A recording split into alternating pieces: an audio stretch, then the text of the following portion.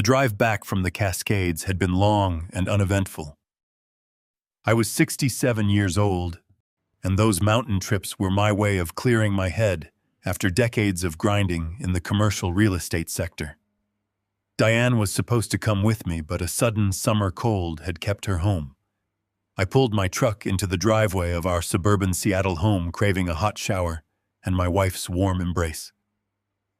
The neighborhood was quiet, the mid-morning sun casting long shadows across the manicured lawns. I grabbed my duffel bag and walked up the driveway, expecting the familiar chirp of our security system as I unlocked the front door. But there was no chirp. The door swung open before I even turned the key. I dropped my bag on the porch. The house was dead silent. A cold draft swept through the hallway, carrying a stale, unfamiliar odor. I walked toward the kitchen, my boots heavy on the hardwood floor. The security panel on the wall glowed with a dull green light, indicating the system had been manually disarmed. Not bypassed by a remote, but disarmed using the master keypad code. Only 3 people in the world knew that sequence. Diane, myself, and our daughter Natalie. I called out Diane's name. The silence swallowed my voice. The kitchen was pristine. No coffee mug in the sink. No mail sorted on the counter. It looked untouched. A growing knot of panic tightened in my chest. I moved through the living room, checking the sunroom, the bedrooms, the bathrooms. Nothing. The house was completely empty. Then I noticed the basement door. It was situated at the end of the hallway, a heavy oak door that we rarely used. 3 weeks ago, our son-in-law Blake had insisted on installing a heavy-grade commercial deadbolt on the outside of it. He claimed there had been a string of burglaries in the area where thieves entered through basement egress windows, and the deadbolt would secure the main house. I had thought it was overkill, but I let him do it to keep the peace. Now that deadbolt was engaged. The thick metal cylinder was slid firmly into the doorframe, locking the basement from the outside. My heart began to hammer against my ribs. Diane never went down there, and she certainly could not have locked the deadbolt from the outside if she was inside. I sprinted down the hall and threw my weight against the lock. I fumbled with my keychain, finding the brass key Blake had given me. My hands shook violently as I forced the key into the cylinder and turned. The heavy bolt slid back with a loud metallic clack. I yanked the door open and hit the light switch. The bulb flickered to life, casting a harsh yellow glare down the wooden steps. A wave of stagnant foul air rushed up to meet me. "Diane!" I shouted, my voice cracking with absolute terror. A faint, desperate scraping sound echoed from the bottom of the stairs. I practically fell down the steps, taking them 3 at a time. When I reached the concrete floor, the sight before me made my blood run ice cold. Diane was curled into a fetal position against the far wall. Her beautiful face was pale and sunken, her skin bruised and covered in dust. I dropped to my knees, sliding across the rough concrete, and pulled her into my arms. Her skin was freezing. Her lips were severely cracked, split, and crusted with dried blood. Her eyes fluttered open, but they were completely unfocused, rolled back in a haze of severe dehydration and shock. She had been locked down here in the damp darkness, without a drop of water or a crumb of food, since the day I left for the mountains. 5 entire days. I pulled my phone from my pocket and dialed emergency services, my fingers slipping on the screen. The operator answered, and I began shouting our address, demanding an ambulance immediately. As I spoke, Diane's trembling hand reached up and grabbed the collar of my flannel shirt. Her grip was astonishingly weak, just a fragile pulling of the fabric, but the desperation in her movement forced me to lean down. I put my ear close to her cracked lips. Her breath was shallow, a rattling wheeze in the quiet basement. "Blake," she whispered, her voice barely a dry rasp against my skin. "He wanted the combinations." The phone nearly slipped from my hand. The operator was still asking questions in my ear, but the entire world had just funneled down to those 6 words. Blake.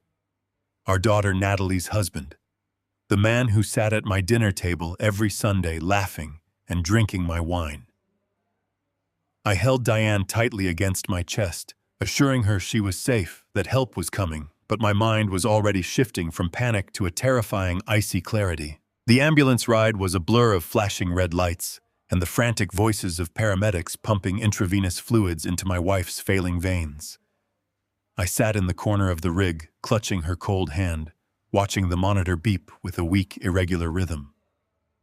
When we arrived at the emergency room, they rushed her through double doors, leaving me stranded in a sterile, brightly lit waiting area. I paced the floor for 2 agonizing hours, staring at the linoleum tiles, replaying Diane's raspy whisper over and over in my head. Finally, a tall, stern-looking emergency room physician approached me holding a digital tablet. "Are you Dean Foster?" he asked, his tone unnervingly formal. I nodded, stepping forward immediately. "Is she going to make it?" I demanded. "What is her condition?" The doctor looked at me carefully, his eyes narrowing. "She is severely dehydrated and suffering from acute kidney distress due to the lack of fluids. But that is not the most alarming part, Mr. Foster. We ran a full toxicology screen. Your wife's bloodstream is heavily saturated with lorazepam, a highly potent prescription sedative. She was heavily drugged." The words hit me like a physical blow. Drugged. Diane did not even take aspirin for a headache, let alone heavy sedatives.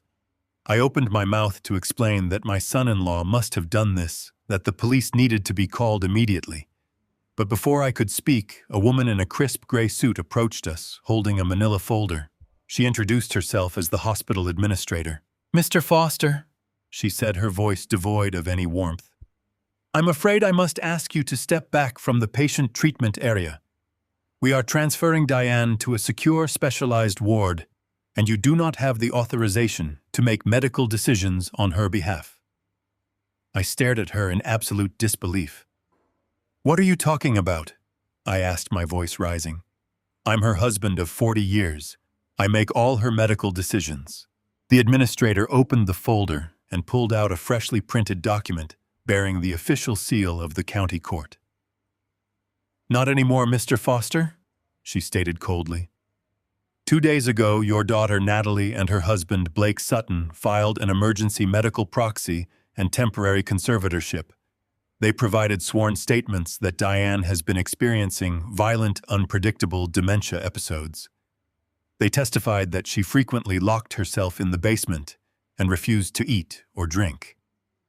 They also swore under oath that you had abandoned her taking a fishing trip and remaining completely unreachable while her cognitive state rapidly deteriorated.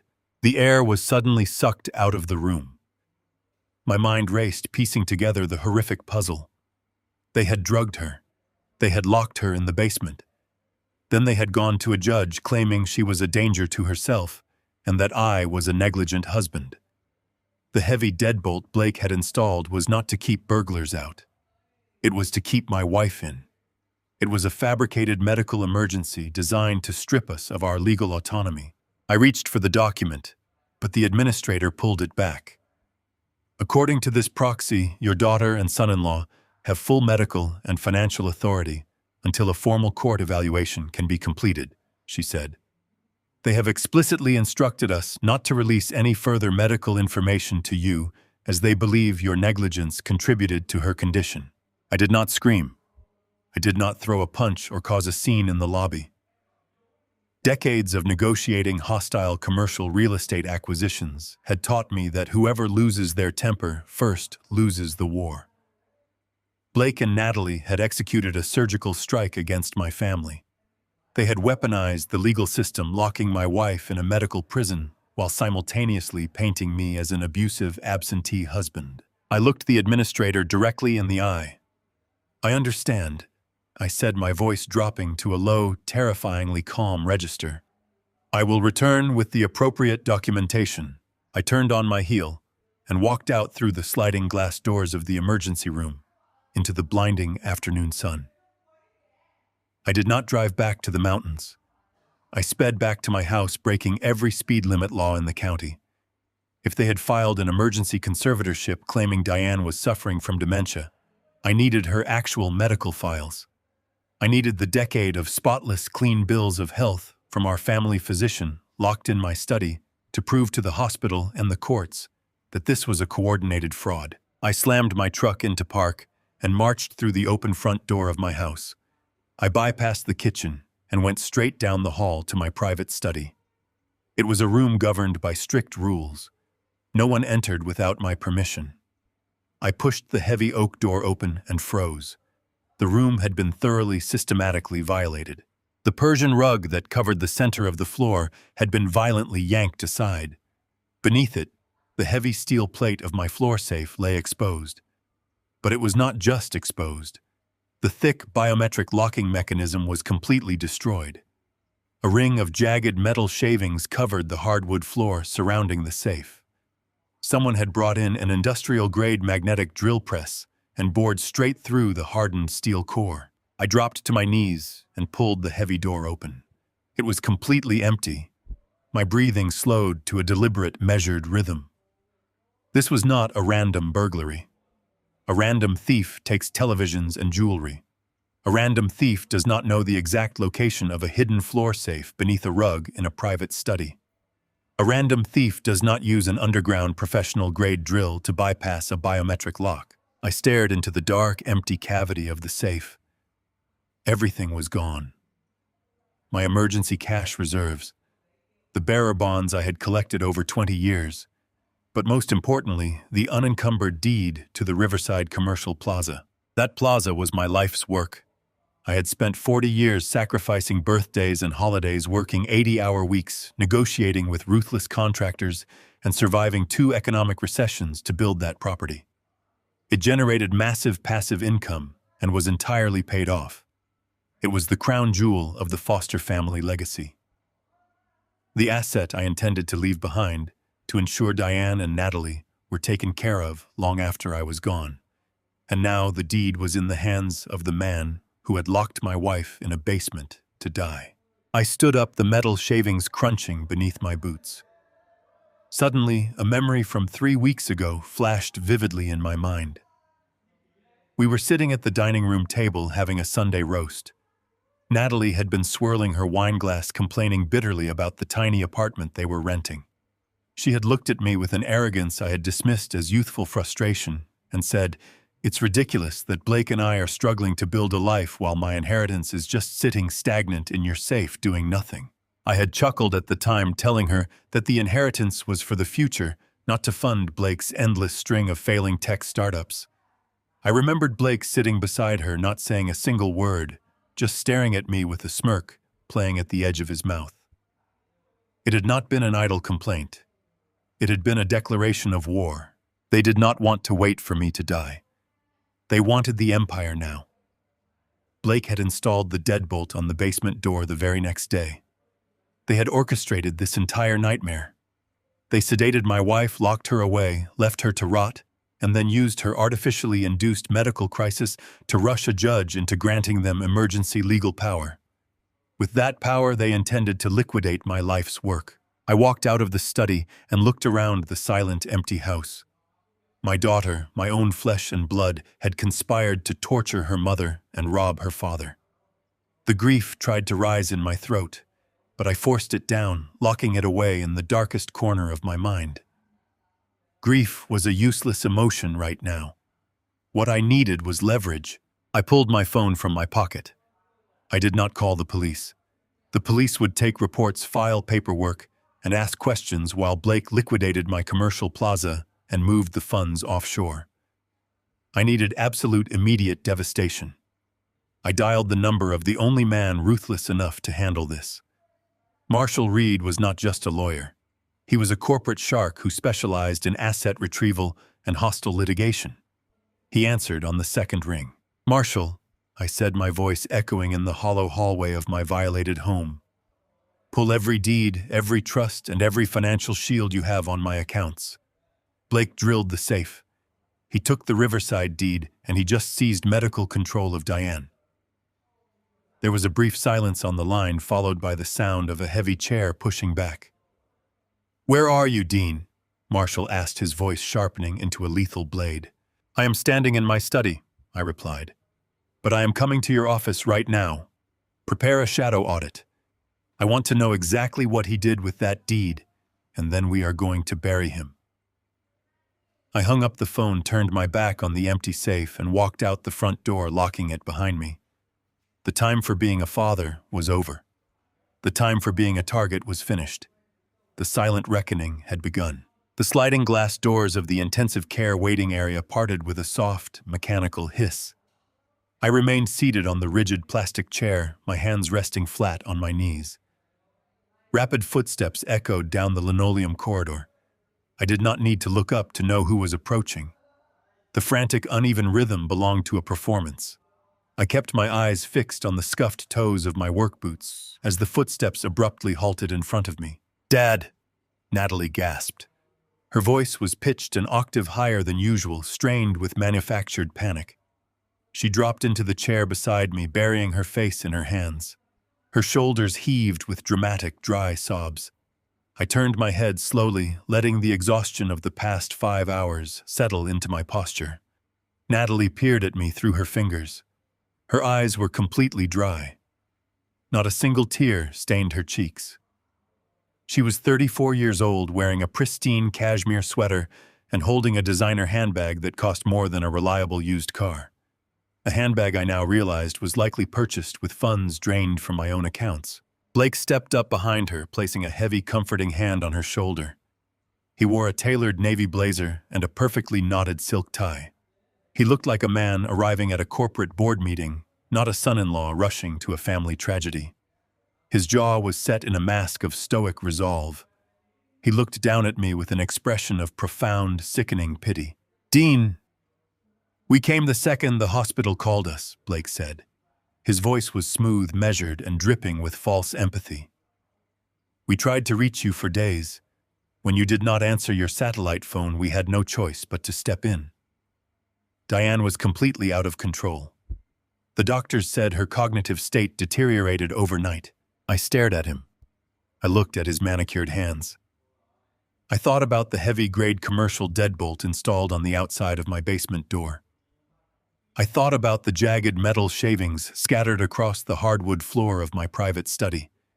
I thought about my wife lying in a secure ward, her veins pumped full of powerful, unprescribed sedatives. A violent primal instinct surged in my chest. Decades ago, I would have stood up and shattered his perfect jaw. I would have wrapped my hands around his throat and squeezed until he confessed to everything.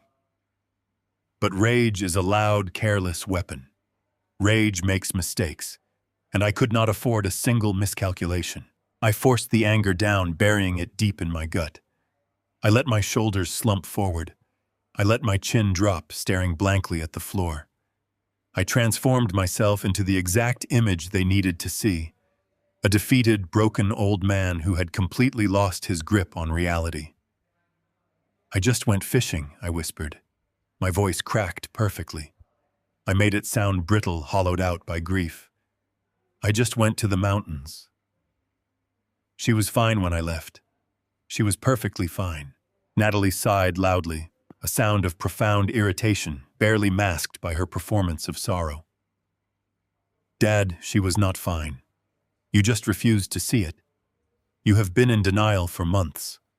She was locking herself in the basement, talking to people who were not there.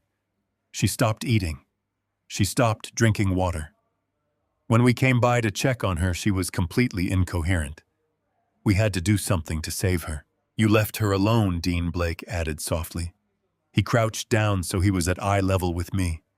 His cologne, sharp and expensive, invaded my space. "You abandoned her. If we had not filed that emergency medical proxy and gotten her the psychiatric help she needed, she would be dead right now. We had to take control because you were not here to do your job." Every word he spoke was a calculated strike designed to build a wall of guilt around me. They had drugged my wife. They had locked her in the dark without a drop of water for 5 days.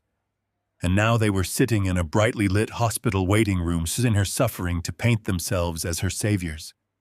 They needed me to feel responsible. They needed me to believe my own negligence had caused this nightmare, so I would willingly surrender whatever authority I had left.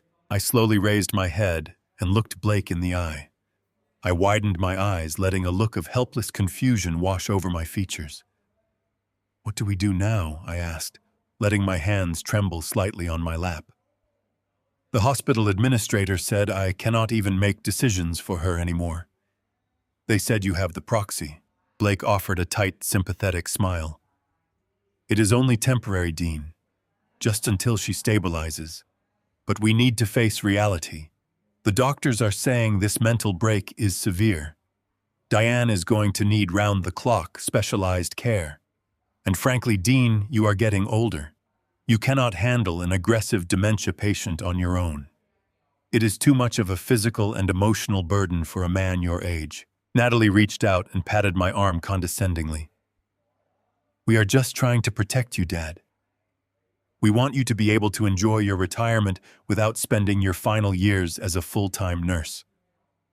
I nodded slowly, letting my gaze drift aimlessly around the room. You are right, I mumbled. I cannot do it alone. It is all moving too fast. Blake leaned in closer. He smelled blood in the water. He sensed my total capitulation, and he moved swiftly to close the trap. That is why Natalie and I have been talking, he said smoothly. We want to take the entire burden off your shoulders. Not just the medical decisions, but the financial stress as well. Managing the household, paying Diane's new medical bills, handling the commercial plaza downtown. It is too much for you to manage right now. You need to focus on resting. The commercial plaza. There it was. The true objective hidden beneath layers of fake concern. Blake had already drilled my safe. He already possessed the physical deed to the Riverside Commercial Plaza, the property I had spent 40 years building with my own blood and sweat. But possessing a stolen deed was not enough. To leverage the property to secure loans against it, or to liquidate the asset entirely, he needed legal authority. He needed me to voluntarily grant him financial power of attorney, or he needed me to step aside so he could assume total control of the estate under the guise of family assistance. He needed me to validate his theft. He was 36 years old. His last 3 technology startups had filed for bankruptcy. He had never built anything in his life, and now he intended to swallow my entire legacy while I sat uselessly in a hospital waiting room. I let out a long, shuddering breath. I rubbed my eyes with the back of my hand, playing the part of an exhausted patriarch who had finally surrendered to the ravages of time. It is a lot of paperwork, Blake. The commercial properties, the trust accounts. I do not even know where to begin sorting it all out. You do not have to sort anything out. Blake reassured me, his voice practically vibrating with suppressed excitement. I have my legal team ready to draft a simple management agreement. You just sign over the daily operational authority to me. I will handle the properties. I will handle the bills. I will make sure Diane gets the best luxury care facility in the state. You will not have to worry about a single financial decision ever again. We will manage everything. I looked at my daughter. She was watching me intently, her posture rigid with anticipation. She was waiting for me to hand over the keys to the kingdom. She felt no remorse for her mother lying in a sedated haze down the hall. She only felt the desperate, entitled hunger for unearned wealth. Okay, I whispered softly. I let my chin drop back down to my chest. Okay, you take care of it, Blake. Just tell me where to sign. I'm so tired. Blake stood up slowly. I could not see his face, but I could feel the arrogant satisfaction radiating from him. He had won. He had manipulated the situation perfectly. He had neutralized the old man without firing a single shot. I will have the documents drawn up by tomorrow morning, Blake said, his tone instantly shifting from sympathetic son-in-law to authoritative manager. Go home and rest, Dean. Natalie and I will stay here and speak with the hospital administration. We will handle Diane. They turned and walked down the corridor toward the administrative offices. I remained seated in the plastic chair, listening to the rhythmic clicking of Natalie's heels fade into the distance. I waited until they turned the corner and disappeared from sight. The performance was over. I stood up. The exhaustion vanished from my posture. The tremble in my hands ceased instantly. My mind was no longer clouded by the simulated fog of a defeated old man. It was sharp, cold, and meticulously calculating. Blake believed he had just secured the final piece of the puzzle. He believed my compliance gave him free rein to drain my life's work and discard my wife in a medical prison. He had mistaken my silence for weakness. He had mistaken my stillness for surrender. I turned my back on the intensive care unit and walked out the sliding glass doors of the hospital. The afternoon sun beat down on the hot asphalt of the parking lot. I bypassed my home completely. There was nothing left for me there but an empty floor safe and broken locks. I climbed into my truck, started the engine, and pulled out onto the main highway. I did not drive toward the mountains, and I did not drive toward my empty house. I drove straight toward the towering glass and steel skyline of the financial district. I drove toward the office of Marshall Reed. The trap was set, and it was time to let Blake Sutton walk blindly into his own destruction. The heavy steel doors of the hospital slid shut behind me, sealing my wife inside a clinical medical prison. I did not pause to look back at the sterile building. My boots hit the scorching pavement of the parking lot with a measured, heavy rhythm. I climbed into my truck, feeling the cracked leather seat burning against my back, and turned the ignition. The engine roared to life with a familiar grumble. I bypassed the standard route that led to my empty, violated suburban home. There was absolutely nothing left for me there right now, but broken locks, shattered trust, and the suffocating ghost of a daughter I once thought I deeply knew. I gripped the leather steering wheel until my knuckles turned stark white and merged onto the busy interstate, heading straight for the towering financial district. I needed a weapon to fight this silent war, and in the ruthless corporate world, the deadliest weapon I knew was Marshall Reed. Marshall was not a soft-spoken family lawyer. He did not draft polite cease and desist letters or negotiate peaceful emotional settlements. He orchestrated brutal, hostile takeovers and systematically dismantled corporate empires for a living. I had kept him on a very expensive retainer for 15 years for exactly this specific kind of absolute warfare. I pulled into the dimly lit underground parking garage of a towering glass high-rise in the center of the city. I rode the silent mirrored elevator to the 42nd floor, stepping out into a vast lobby lined with cold imported marble. The young receptionist opened her mouth to ask for my scheduled appointment, but I walked right past her heavy mahogany desk without a single glance. I pushed open the thick double doors to Marshall's corner office. Marshall was 58 years old, wearing a pristine charcoal suit that cost more than a reliable modern vehicle. He sat behind a sprawling, pristine desk with a phone pressed firmly to his ear. When he looked up and saw my face, he hung up the receiver immediately, without saying goodbye to whoever was on the other line. He saw the cold, hollowed-out expression of a man who had just lost everything he loved and recognized that a storm had entered his sanctuary. I dropped into the heavy leather chair opposite him. I did not waste time with pleasantries or greetings. I told him in a flat, monotone voice about the basement. I told him about the heavy commercial-grade deadbolt Blake had meticulously installed on the outside of the door just 3 weeks prior under the guise of neighborhood security. I told him about the potent, unprescribed sedatives flooding Diane's failing system and the fraudulent emergency medical proxy my daughter had filed to entirely strip me of my husbandly rights. Finally, I told him about the drilled-out steel floor safe hidden beneath my rug and the missing original commercial deed to the Riverside Plaza. Marshall did not offer me soft words of pity because pity is a completely useless emotion in a war zone. He simply reached forward and pulled his keyboard closer. His fingers began moving across the keys with lethal, practiced precision. He bypassed the standard slow legal channels and accessed a highly secure private network of financial databases, pulling up my personal accounts, my daughter's joint accounts, and the detailed corporate filings for Blake's highly touted technology startup. The silence in the large office was suffocating, broken only by the rapid, sharp clicking of the keys. I stared out the massive floor-to-ceiling windows at the sprawling Seattle skyline stretching toward the water.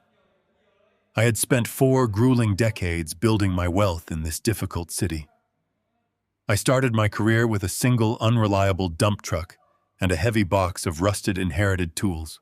I sacrificed peaceful holidays, missed countless wedding anniversaries, and permanently destroyed the cartilage in my back to ensure my family would never know the bitter sting of poverty. I had built the sprawling riverside plaza brick by brick, tenant by tenant, so my only daughter would have a permanent fortress of financial security. And now she had willingly handed the keys to that fortress to a man who viewed my legacy as nothing more than a fragile piggy bank to shatter. Marshall leaned back slowly in his ergonomic chair, his eyes rapidly scanning the dense financial data scrolling across his wide monitor. He let out a low, entirely humorless laugh that echoed in the quiet room. He told me directly that Blake was drowning in a sea of red ink. He explained that he was looking at the private corporate filings for his supposedly successful tech company, and it was a complete sinking ghost ship. Blake had completely burned through his initial massive round of venture capital over 18 months ago.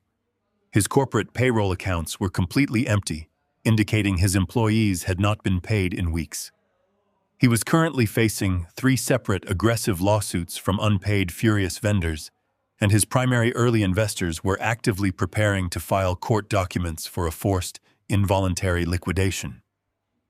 I leaned forward, resting my elbows heavily on my knees. I knew Blake was struggling to find his footing in the market, but I never imagined the sheer magnitude of his absolute catastrophic failure. Blake had always projected the flawless image of a young, wealthy, aggressive entrepreneur. He drove leased luxury sports cars, wore tailored, bespoke suits, and spoke endlessly about market disruption and capital gains at our quiet Sunday dinners. It was all a hollow, pathetic facade, a desperate daily performance funded entirely by massive credit card debt and constant lies. Marshall continued typing relentlessly, his eyes narrowing in concentration as he dug much deeper into the hidden, obscured layers of Blake's total financial ruin. He noted aloud that a failing, dying business does not explain how he physically accessed my biometric safe or what he intended to do with a piece of paper. He quickly accessed the secure county registry for recent commercial property liens to see if Blake had made a reckless move with the stolen asset. We sat in heavy, unbearable silence for another 3 tense minutes. The air in the room grew thick with dark anticipation. Then Marshall abruptly stopped typing. He looked up at me across the desk, and the expression on his sharp face was one of absolute, terrifying clarity. He found the missing puzzle piece. Marshall physically turned his large monitor around so I could clearly see the screen for myself. It was a scanned digital copy of a massive lending agreement from a notoriously predatory private equity firm known exclusively for issuing high-interest short-term bridge loans to desperate, failing corporations. The principal amount requested on the loan was an astronomical $800,000. The listed borrowing entity was Blake's dying tech startup, and the valuable collateral listed clearly at the bottom of the legal document was the unencumbered, fully paid-off deed to my riverside commercial plaza. I stared blankly at the glowing screen, feeling my blood literally turn to ice in my veins. My own name was signed perfectly at the bottom of the binding collateral agreement. It was a flawless, practiced forgery, certified and stamped by a notary public belonging to David Vance, who was Blake's younger brother. Blake had not just stolen the deed to hold it hostage for a future ransom. He had actively, illegally leveraged my entire life's work to secure a massive, immediate cash injection for his dying, useless company.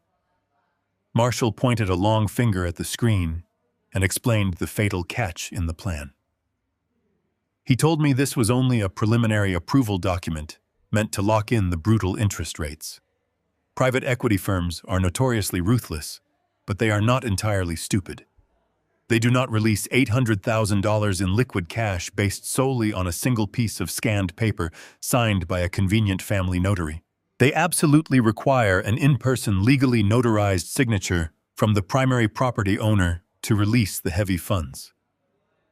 He told me to look closely at the expiration date stamped on the top right corner of the file. I squinted at the digital document, my vision blurring slightly. The loan agreement had a strict, unforgiving expiration clause. Blake had exactly 72 hours to provide my verified in-person physical signature, or the massive loan would be permanently denied, and his company would be thrown into immediate catastrophic public bankruptcy. I leaned back heavily in the leather chair, my mind rapidly piecing together the horrific calculated machinery of Blake's entire master plan. He knew, beyond a shadow of a doubt, that I would never sign over the profitable Riverside Plaza to save his sinking, pathetic ship. He knew I would laugh directly in his face and show him the door if he ever asked for an $800,000 handout. So he stole the deed in the dead of night and forged my name on the initial application to buy himself the temporary illusion of time. But he still desperately needed my authentic legal authorization to get the actual cash released into his empty accounts.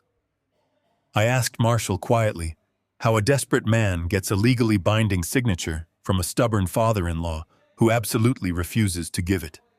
Marshall looked at me grimly, resting his hands on the desk. He explained that Blake does not plan to get my signature at all. He plans to get my legal authority transferred to him entirely.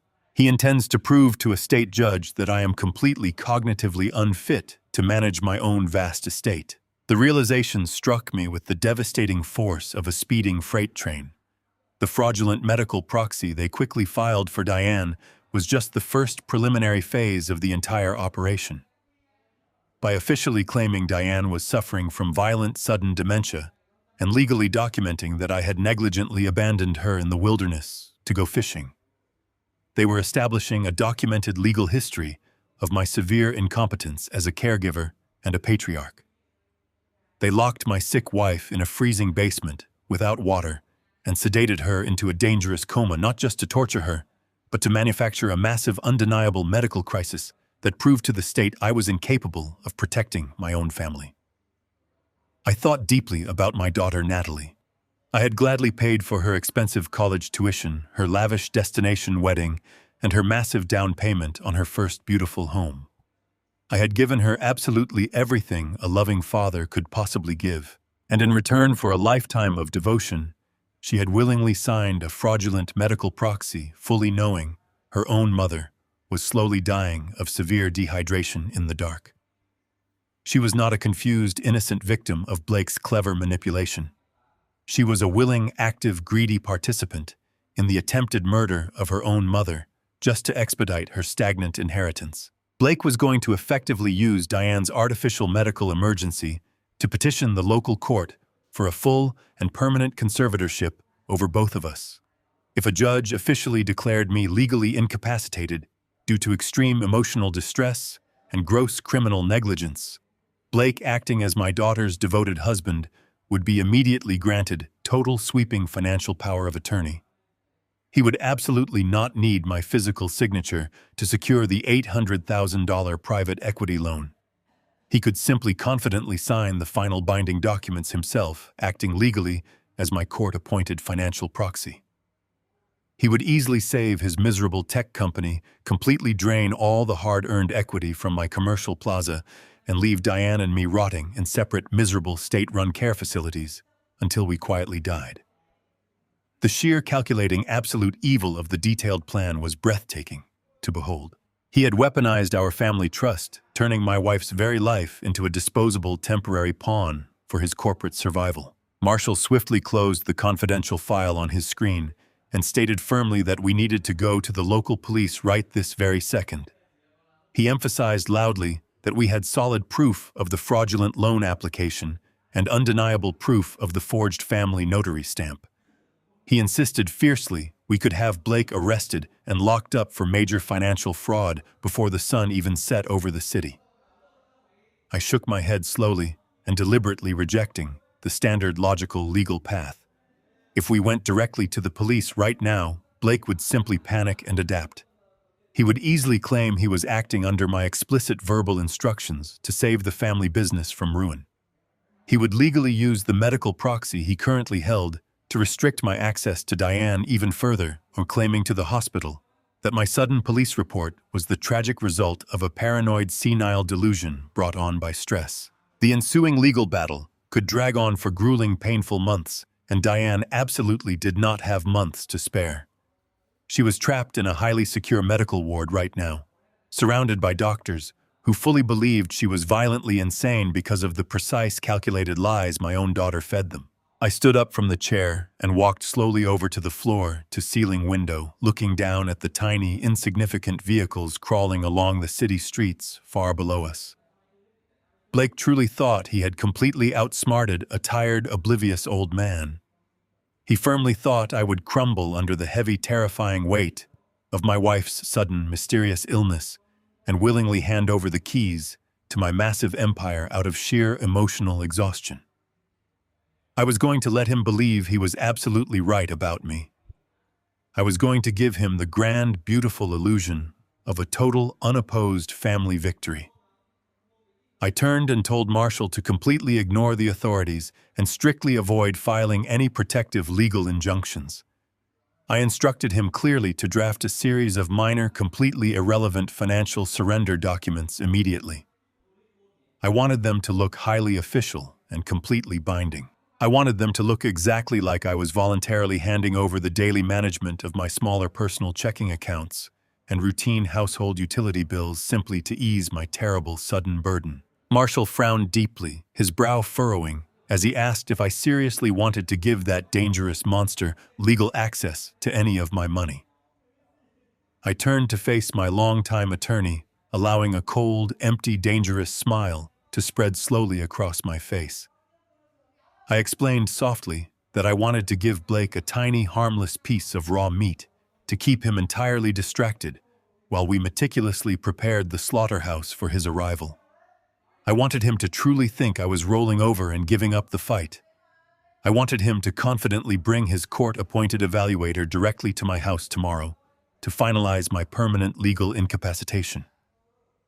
When he walked through my front door, expecting to easily take my life's work and my freedom, I would ensure he never walked out of that house as a free man again. Marshall nodded slowly and silently, recognizing the dangerous, unyielding, lethal resolve in my quiet voice. He reached for a fresh yellow legal pad and asked what my specific next move was going to be. I pulled my heavy truck keys from my denim pocket and gripped them tightly.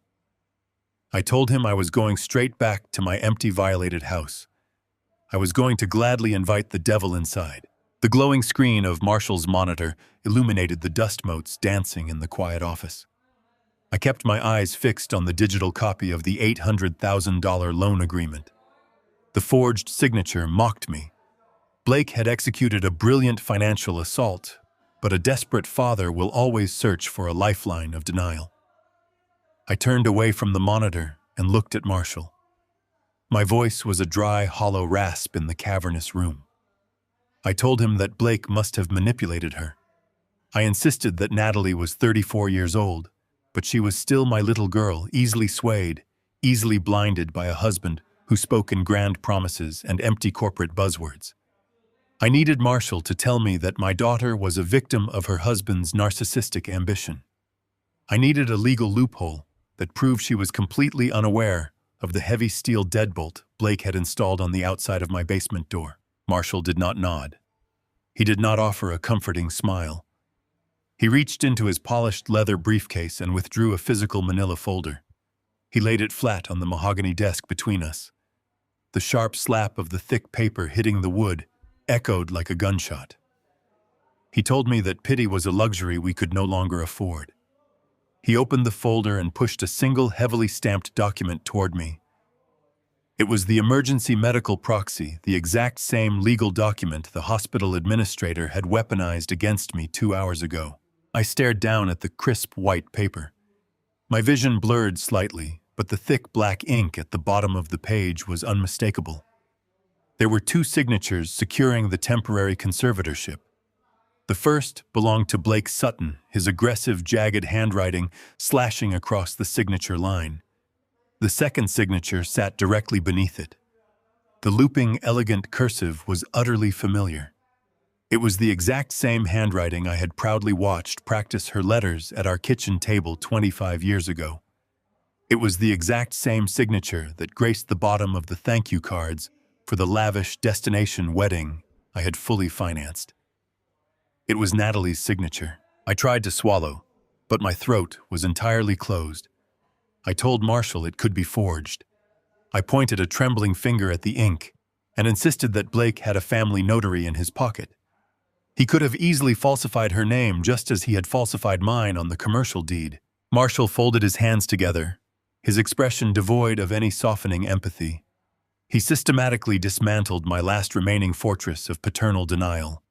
He explained that a medical proxy overriding a living spouse requires extreme legal verification.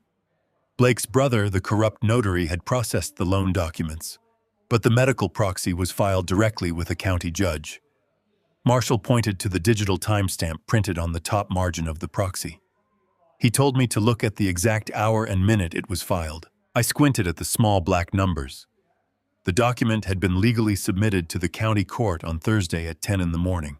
Marshall leaned forward, his voice a low, methodical hum.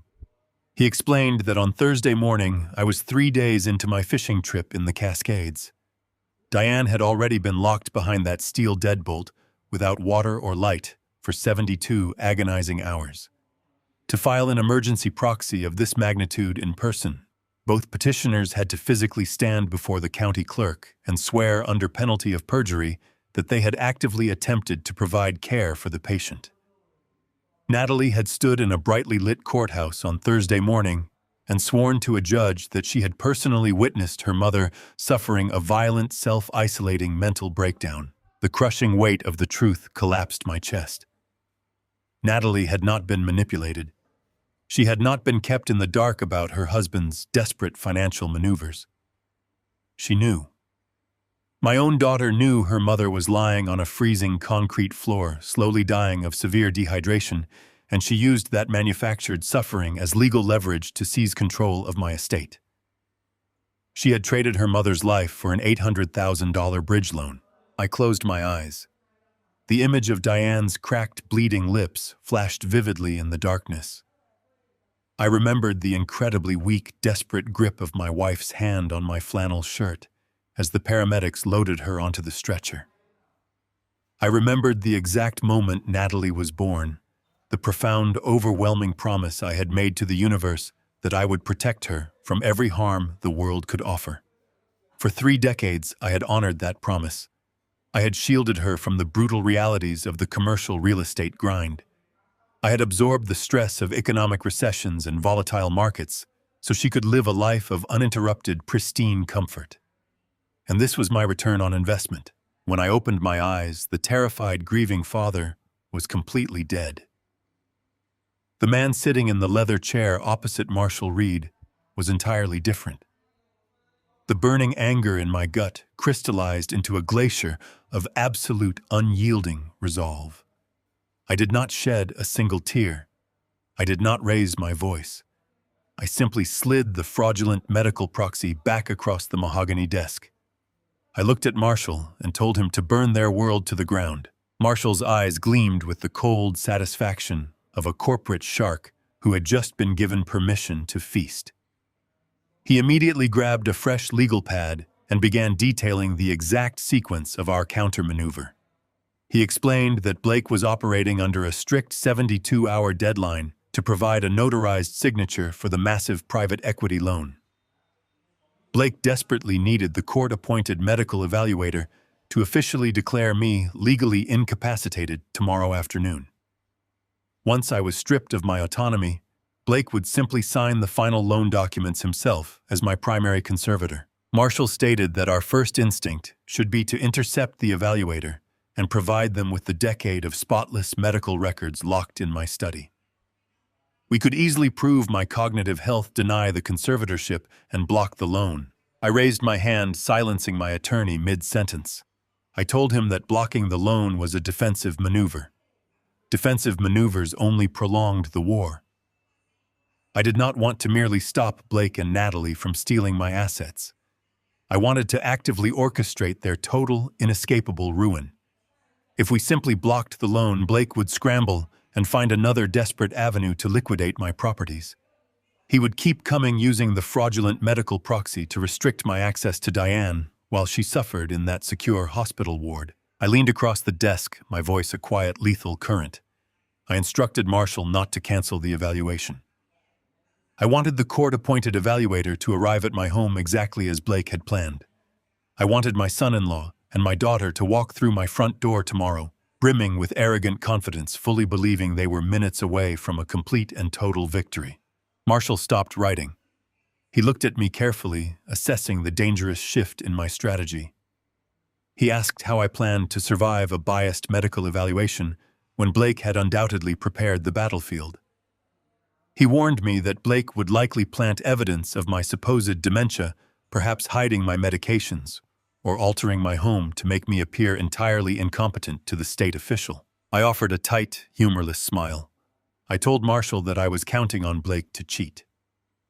I explained that a man who hires an underground locksmith to drill a biometric safe and leaves his mother-in-law to die in a basement will absolutely not leave a medical evaluation to chance. He would plant evidence. He would lie to the evaluator. He would perform the role of the exhausted, concerned caregiver perfectly, and I was going to let him do it. I ordered Marshall to immediately draft the paperwork for an irrevocable blind trust. I instructed him to legally transfer every single liquid asset, every corporate holding, and the highly contested deed to the Riverside Commercial Plaza into that trust by midnight. I demanded that the trust be structured so that neither I nor any of my immediate family members could legally access or leverage the assets without unanimous board approval. I was going to effectively impoverish myself on paper. When Blake's predatory lenders attempted to verify the equity of the commercial plaza tomorrow, they would discover the asset was permanently frozen and legally toxic. Marshall's pen flew across the yellow paper. He confirmed that the trust transfer could be expedited through his private channels, but he paused, tapping the pen against the desk. He reminded me that freezing the assets did not solve the immediate crisis of Diane's medical proxy. As long as that fraudulent document stood, Natalie and Blake held the power of life and death over my wife in that hospital. I reached into my pocket and pulled out my phone.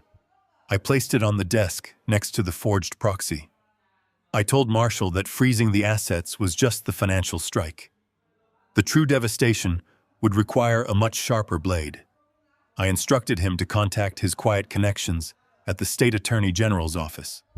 I did not want a standard local police officer responding to a domestic dispute. I needed a specialized investigator from the Financial Fraud Division to arrive at my house tomorrow. But they were not to arrive in uniform. They were to arrive in plain clothes, shadowing the medical evaluator under the guise of a standard state audit protocol. Marshall stared at me, the brilliance of the trap dawning on him.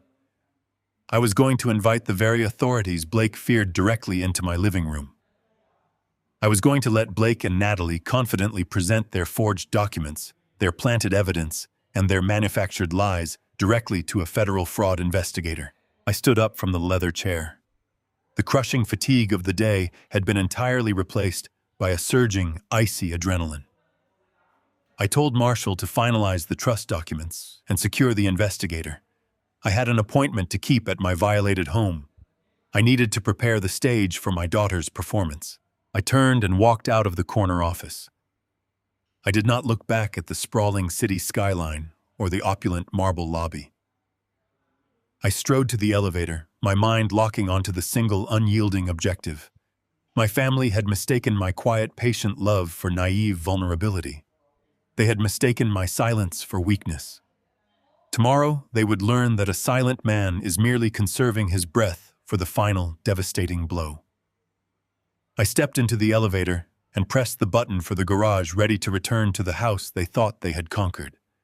I was going to gladly welcome them inside. The morning sunlight stretched across the hardwood floor of my living room, illuminating the dust motes dancing in the quiet air. I sat motionless in my leather armchair, listening to the profound silence of a house that had been entirely violated. On the heavy mahogany coffee table in front of me sat the bait. It was a meticulously assembled stack of 3 thick manila folders. To the untrained, desperate eye, they looked exactly like the keys to a financial empire. In reality, they were absolute garbage. I had spent the early hours of the morning digging through the forgotten boxes in my attic, pulling out expired commercial lease agreements from the 1990s, tax returns from a defunct shell company, I had dissolved 15 years ago, and routine maintenance logs for properties I no longer owned. I organized them neatly, stamping them with outdated corporate seals and clipping meaningless bank statements to the front pages. I was preparing to feed a starving predator, and I knew that a greedy man does not verify the quality of the meat when he is blinded by the scent of blood. The doorbell rang, echoing through the hollow hallway. I did not stand up immediately. I let the chime fade into the silence. I took a slow, deep breath, forcing my heart rate to drop and my shoulders to slump forward. I had to bury the raging father and the ruthless businessman deep inside my chest. I had to become the fragile, defeated old man they desperately needed me to be. I shuffled across the floor, letting my boots drag slightly against the wood. When I pulled the front door open, the warm morning air rushed in, carrying the scent of cut grass and expensive perfume. Natalie stood on my porch. She wore a soft beige cardigan and a perfectly practiced expression of deep daughterly concern. Her eyes widened in simulated sympathy the moment she saw my face. Behind her stood Blake. He wore a crisp gray suit, his posture rigid and energized. He did not look like a man coming to comfort a grieving husband. He looked exactly like a conqueror stepping confidently onto newly acquired territory. "Dad," Natalie whispered, her voice trembling with an artificial sorrow that made my stomach turn. She stepped forward and wrapped her arms around my neck. I hugged my only daughter, feeling the absolute coldness radiating beneath her warm sweater. I closed my eyes and allowed my voice to crack perfectly. I told her I was so glad they came. I told her the house was too quiet, and my mind was racing, and I simply did not know what to do anymore. I released her and stepped back, keeping my gaze fixed firmly on the floor. We walked into the living room. Blake immediately took the large sofa, spreading his arms across the backrest in a casual display of total dominance. His eyes immediately locked onto the thick stack of manila folders resting on the coffee table. I saw the sudden sharp twitch of his jaw. The hunger in his stare was entirely naked.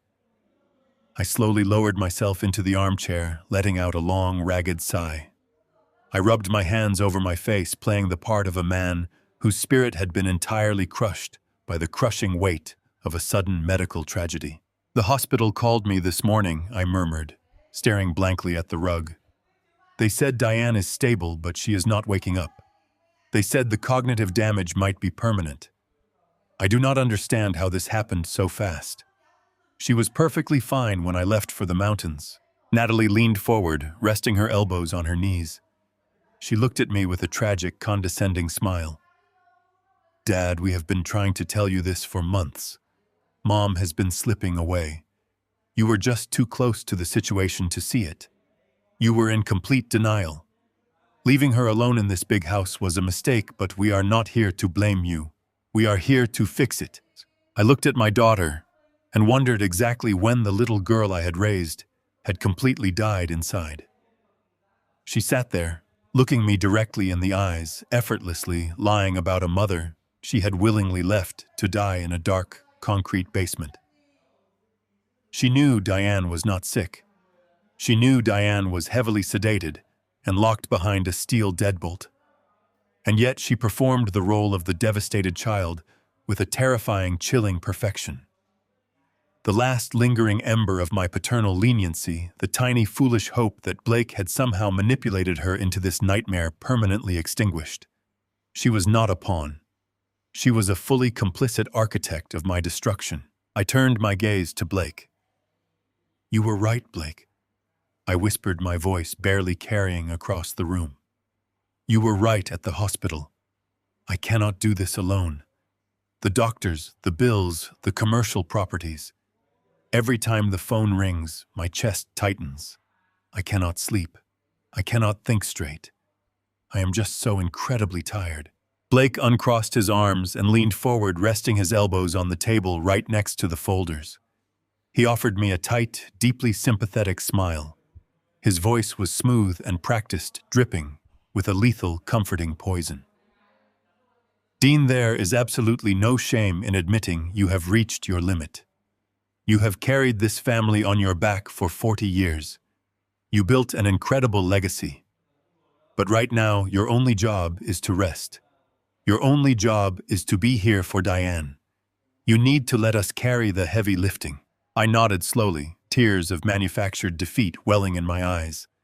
I reached forward with a trembling hand and pushed the heavy stack of manila folders across the polished wood of the coffee table. The paper slid with a soft, scratching sound, stopping directly in front of Blake. I told him these were the primary operational ledgers.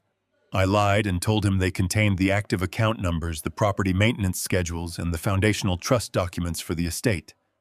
I told him I wanted him to take over the daily management immediately, just to give me a chance to breathe. Blake looked down at the folders. He did not open them right away. He simply placed his large hand flat against the top cover, pressing down as if he were claiming physical ownership of my entire life. His chest expanded. His chin lifted. I watched his ego inflate, filling the room with a suffocating, arrogant energy. He genuinely believed I had just surrendered the keys to my kingdom without a single drop of spilled blood. He did not know enough about my actual corporate structures to realize he was guarding a pile of worthless trash. He only saw his own brilliant reflection in the shiny surface of his easy victory. "Dean, you are making the smartest decision of your life," Blake said, his tone shifting from comforting son-in-law to authoritative corporate manager. "I will have my financial team review these files this afternoon. We will streamline your accounts, consolidate your outgoing expenses, and make sure Diane's luxury care facility is fully funded without you having to lift a single finger. You have my absolute word that your assets are safe with me." I thanked him weakly, bowing my head. I fed his arrogance relentlessly, offering zero resistance. I knew that a man drunk on his own perceived brilliance always makes a fatal mistake. He feels invincible, and in that invincibility he reveals his true hand. Blake tapped his fingers rhythmically against the top folder. He exchanged a quick, triumphant look with Natalie. The silent communication between them was entirely sickening. They were celebrating a successful heist right in front of their victim. Blake cleared his throat, bringing my attention back to him. "Since we are getting everything organized today, Dean, there is one final administrative step we need to discuss," Blake said casually. He kept his voice light, attempting to mask a devastating legal blow as a simple bureaucratic necessity. "In order for me to legally interact with your banks and fully manage the commercial properties without causing endless delays, the state requires a formal transition of authority.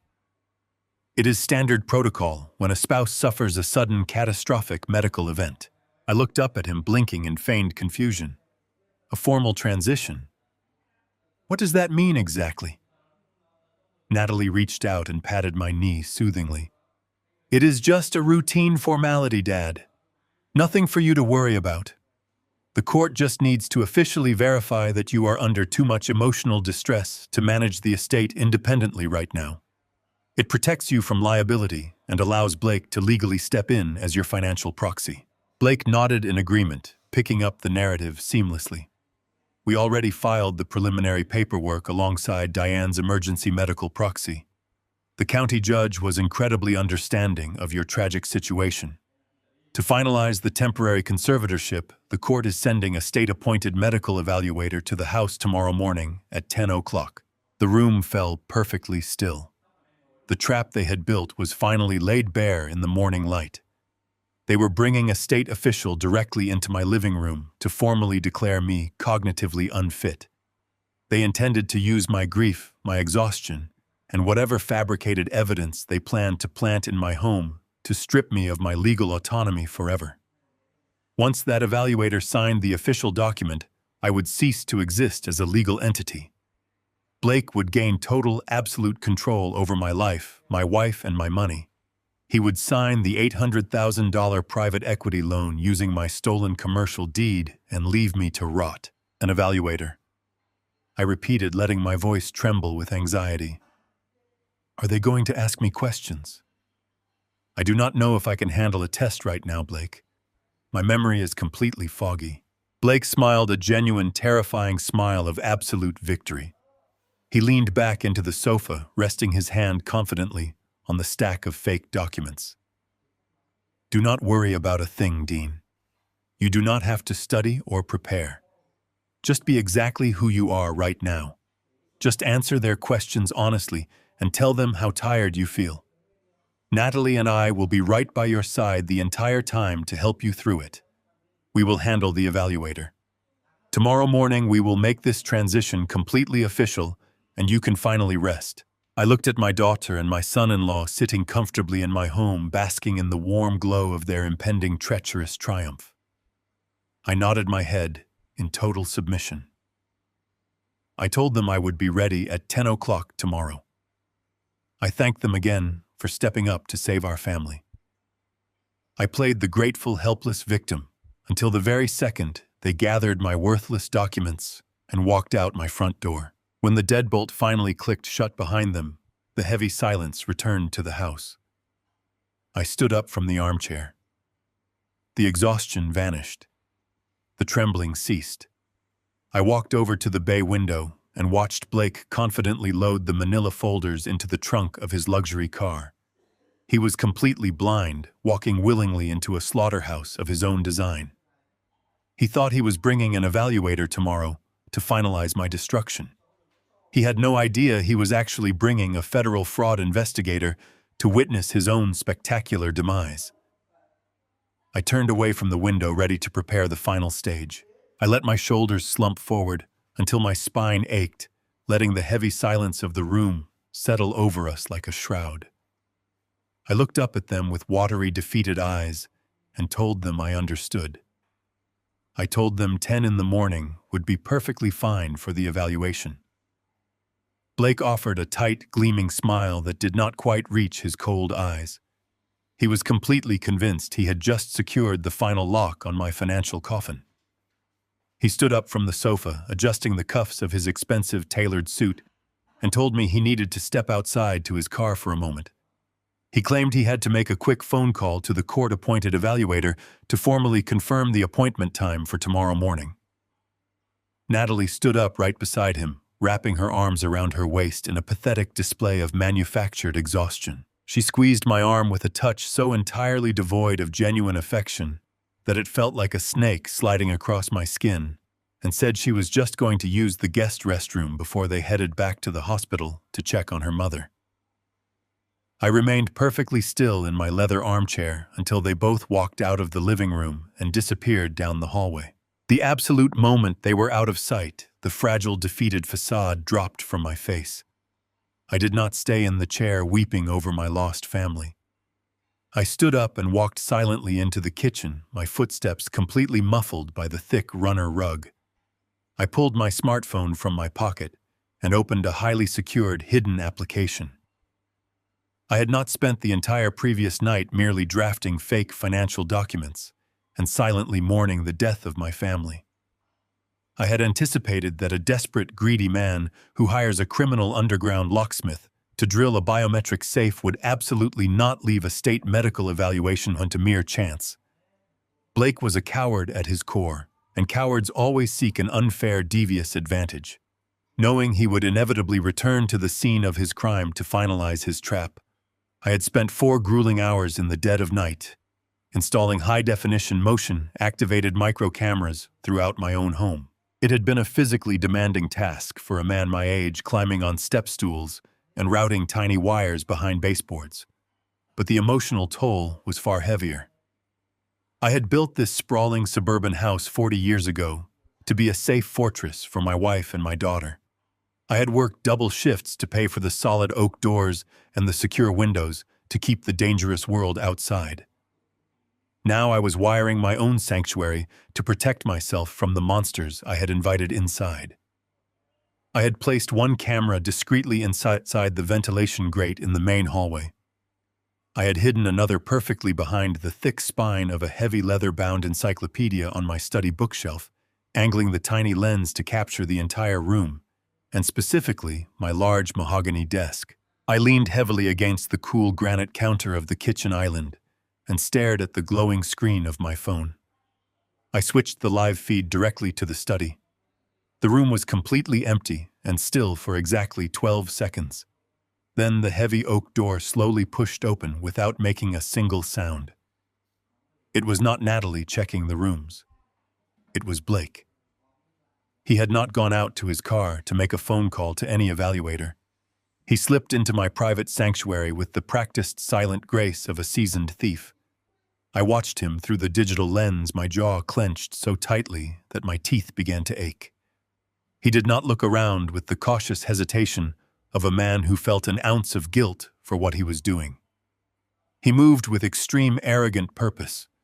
He walked straight past the ruined floor safe, not even giving the jagged metal shavings a second glance, and went directly to my desk. I watched with a sickening fascination as he reached deep into the inner pocket of his navy blazer. He pulled out a small amber plastic prescription bottle. He held it up to the light streaming through the window, inspecting the typed label for a brief second. Even through the small camera feed on my phone, the malicious intent was terrifyingly clear. He was not searching for more financial documents or hidden cash. He was actively planting fabricated evidence. He reached down and pulled open the bottom right drawer of my desk. That was the specific drawer where I routinely kept my reading glasses, my daily vitamins, and my basic blood pressure medication. He slipped the amber bottle all the way to the very back, hiding it perfectly behind a stack of old utility envelopes. He closed the drawer softly, pressing it shut with his fingertips. He stood there for a moment, resting his manicured hands on the smooth surface of my desk, and he actually chuckled. It was a silent, deeply amused laugh that made my blood run completely cold. He was systematically guaranteeing my failure tomorrow. When the state evaluator arrived to assess my cognitive function and determine if I was suffering from severe dementia, Blake would inevitably pretend to search for a pen to sign some paperwork.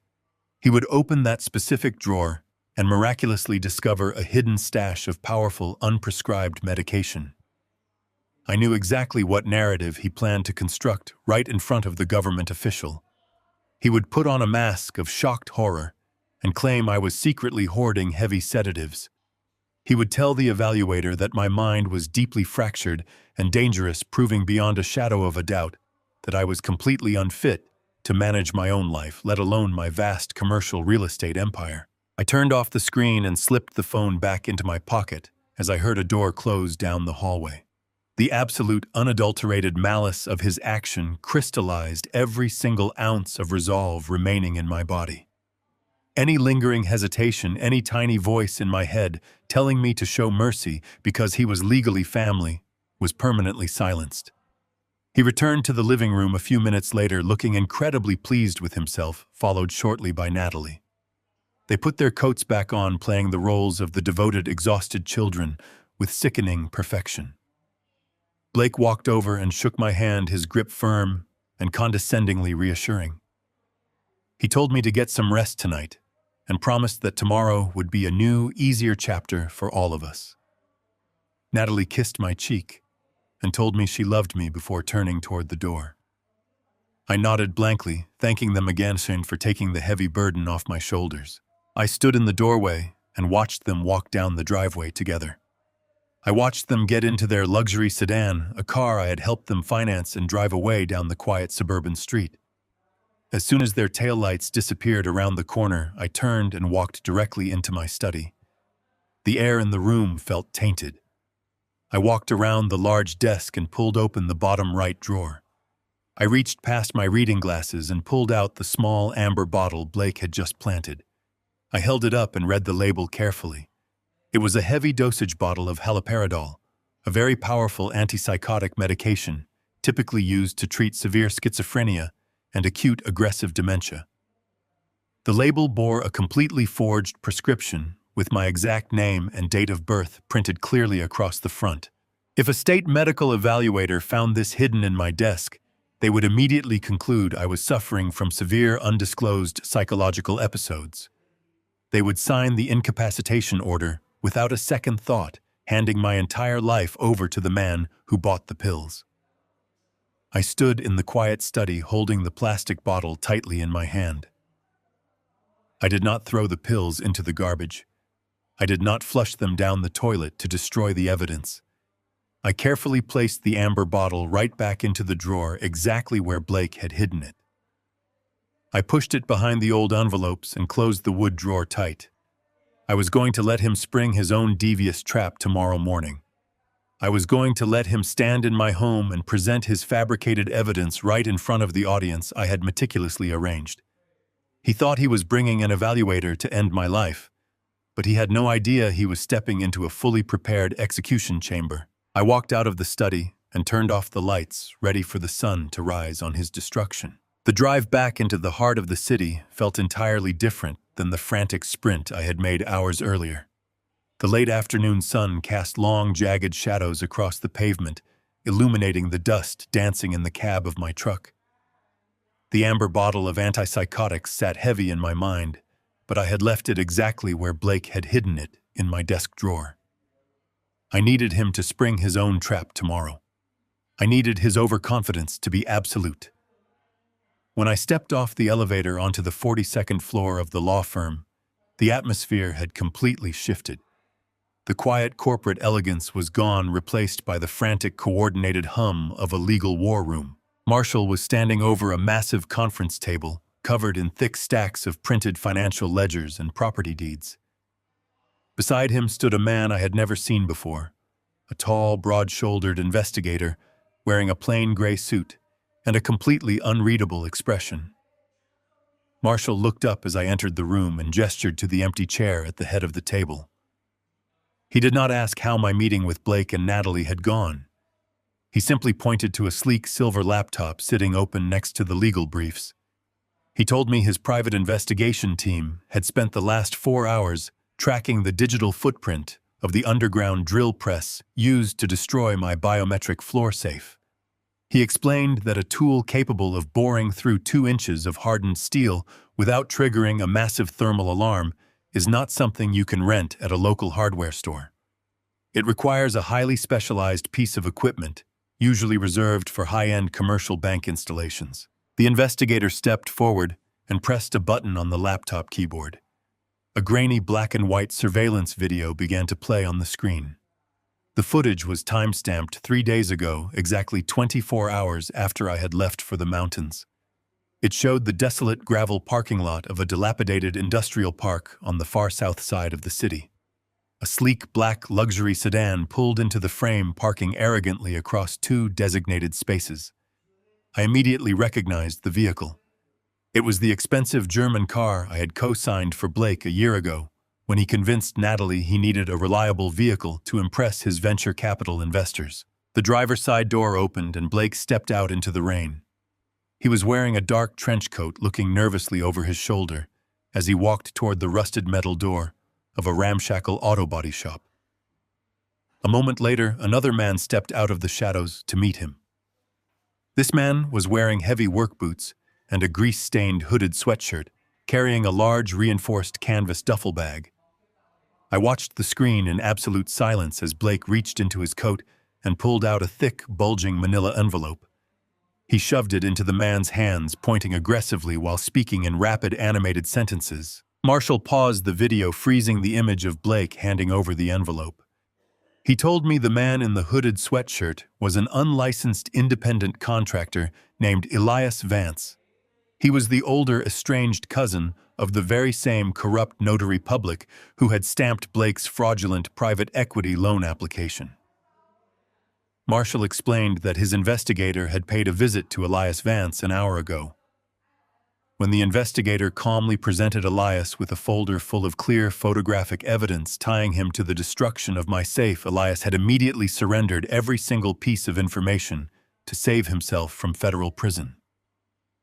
Elias confessed that Blake had paid him $10,000 in untraceable cash to bypass the biometric lock. But Elias provided something far more valuable than a simple verbal confession. The investigator reached into his jacket pocket and pulled out a small plastic evidence bag, dropping it onto the conference table. Inside the clear plastic was a small black digital audio recorder. Marshall explained that men who operate in the criminal underworld do not trust arrogant young corporate executives in luxury cars. Elias had secretly recorded the entire transaction to protect himself from being framed later. Marshall pressed play on a small external speaker connected to the laptop. The audio was slightly muffled by the rain, but the arrogant, entitled voice of my son-in-law rang out with crystal clarity. I heard Blake telling the locksmith that the house would be completely empty.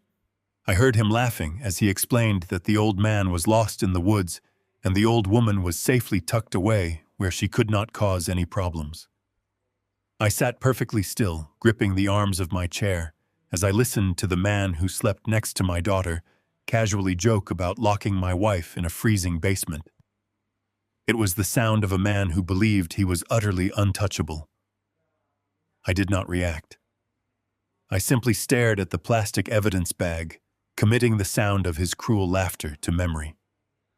I told Marshall to log the audio into evidence and secure the original digital files. Marshall closed the laptop and pushed it aside, clearing a large empty space on the polished wood table. He reached down and retrieved a towering stack of freshly printed legal documents bound in thick blue covers. He placed them directly in front of me and handed me a heavy gold fountain pen. He told me the trap was ready to be set, but it required my absolute total commitment. If I signed these papers, there was absolutely no turning back. The documents in front of me constituted a massive, irrevocable blind trust. Marshall explained the precise, brutal mechanics of the legal structure.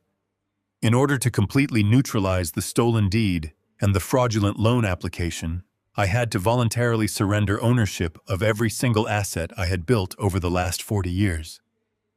I was legally transferring the Riverside Commercial Plaza, all of my liquid cash reserves, my investment portfolios, and the deed to my own home into an ironclad, impenetrable financial vault. The trust would be managed by a fiercely independent corporate trustee, completely isolated from my family, my estate, and myself. Marshall looked me directly in the eye and warned me of the profound consequences. He explained that the moment the ink dried on the final page, I would be essentially penniless on paper. I would not be able to sell my properties, leverage my investments, or withdraw large sums of money without the unanimous, tedious approval of a hostile independent board. I was willingly putting myself in a financial straitjacket. If the counter-maneuver failed, I would spend the rest of my life begging a corporate trustee for an allowance. I picked up the heavy gold pen. I looked at the first page of the trust agreement. The dense legal jargon blurred before my eyes as a sudden wave of memory washed over me. I remembered the very first commercial building I ever bought. It was a crumbling, water-damaged warehouse on the edge of the industrial district.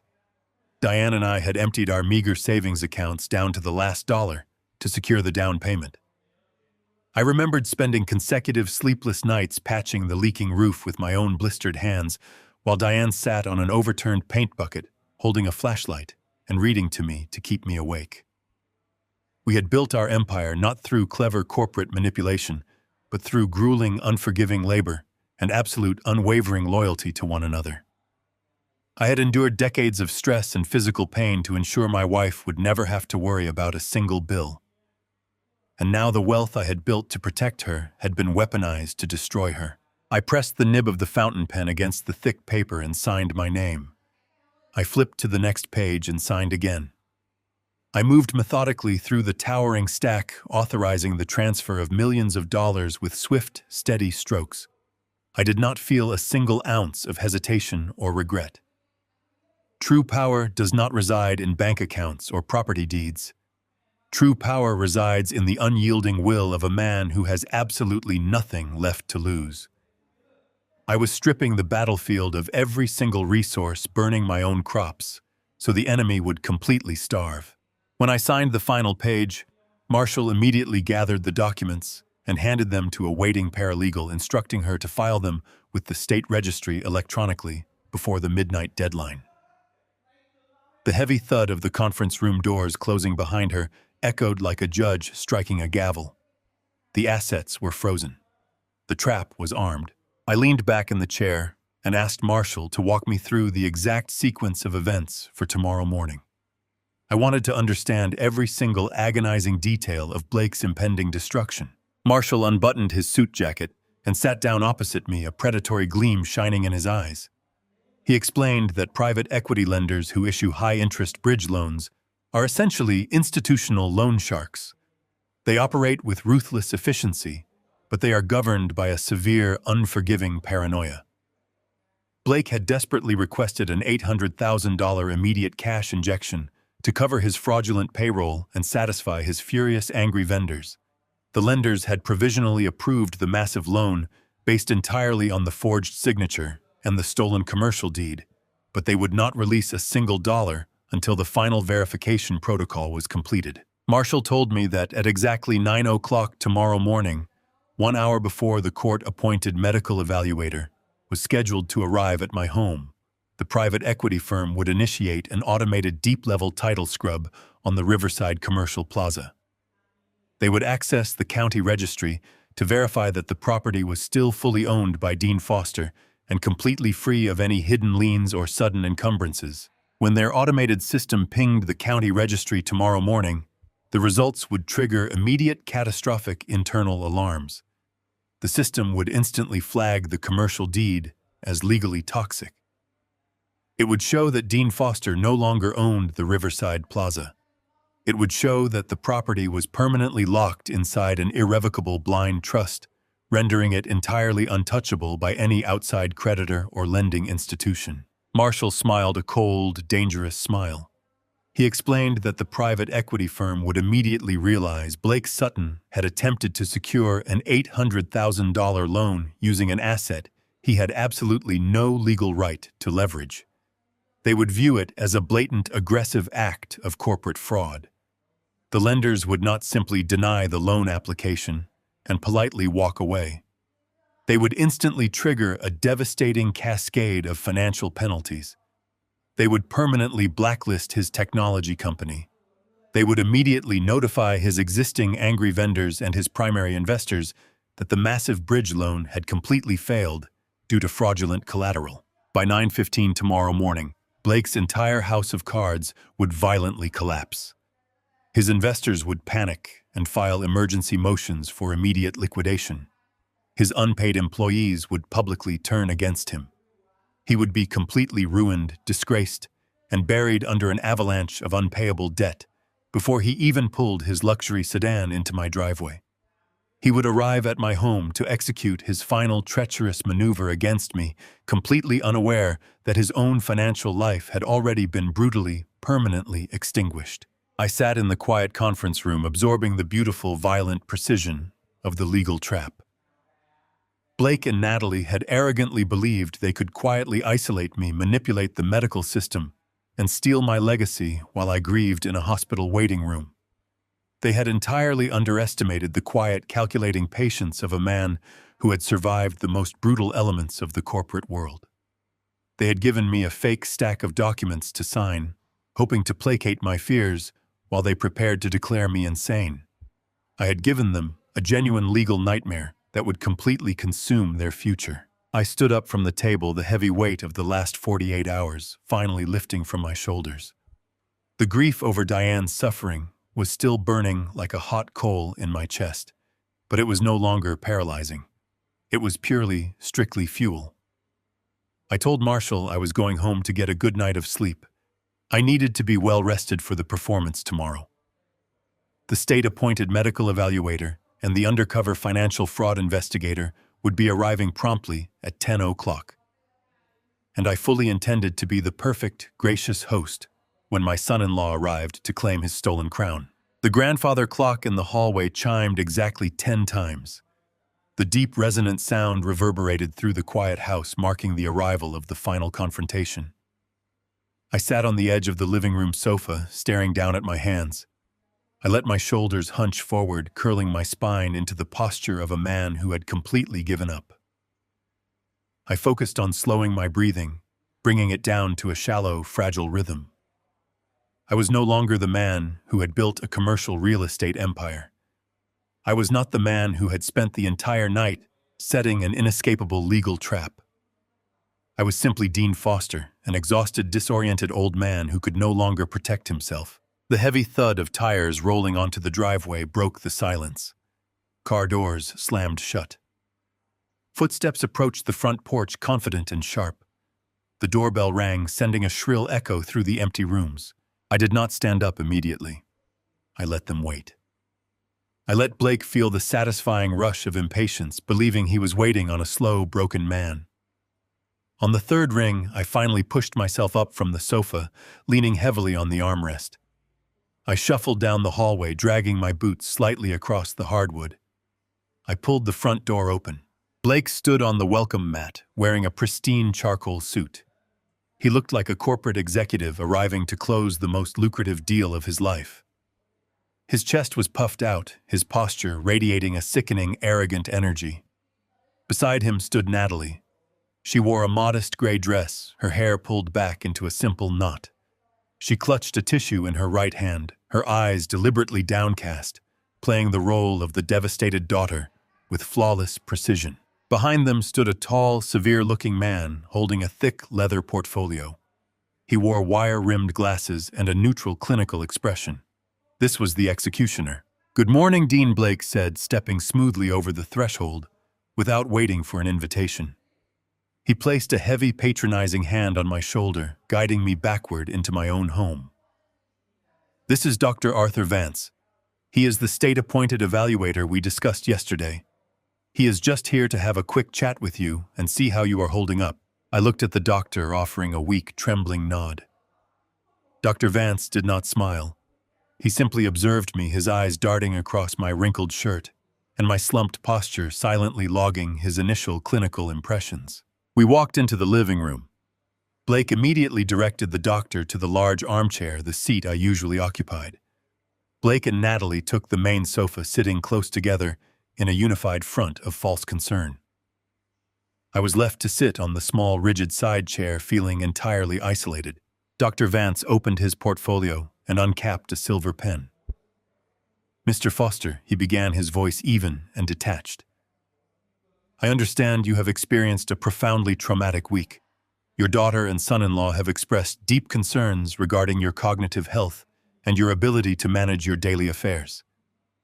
My purpose here is to conduct a standard evaluation to determine if a permanent conservatorship is in your best interest." I looked down at my hands, rubbing my thumbs together nervously. "I just want Diane to come home," I whispered, making my voice sound thin and utterly lost.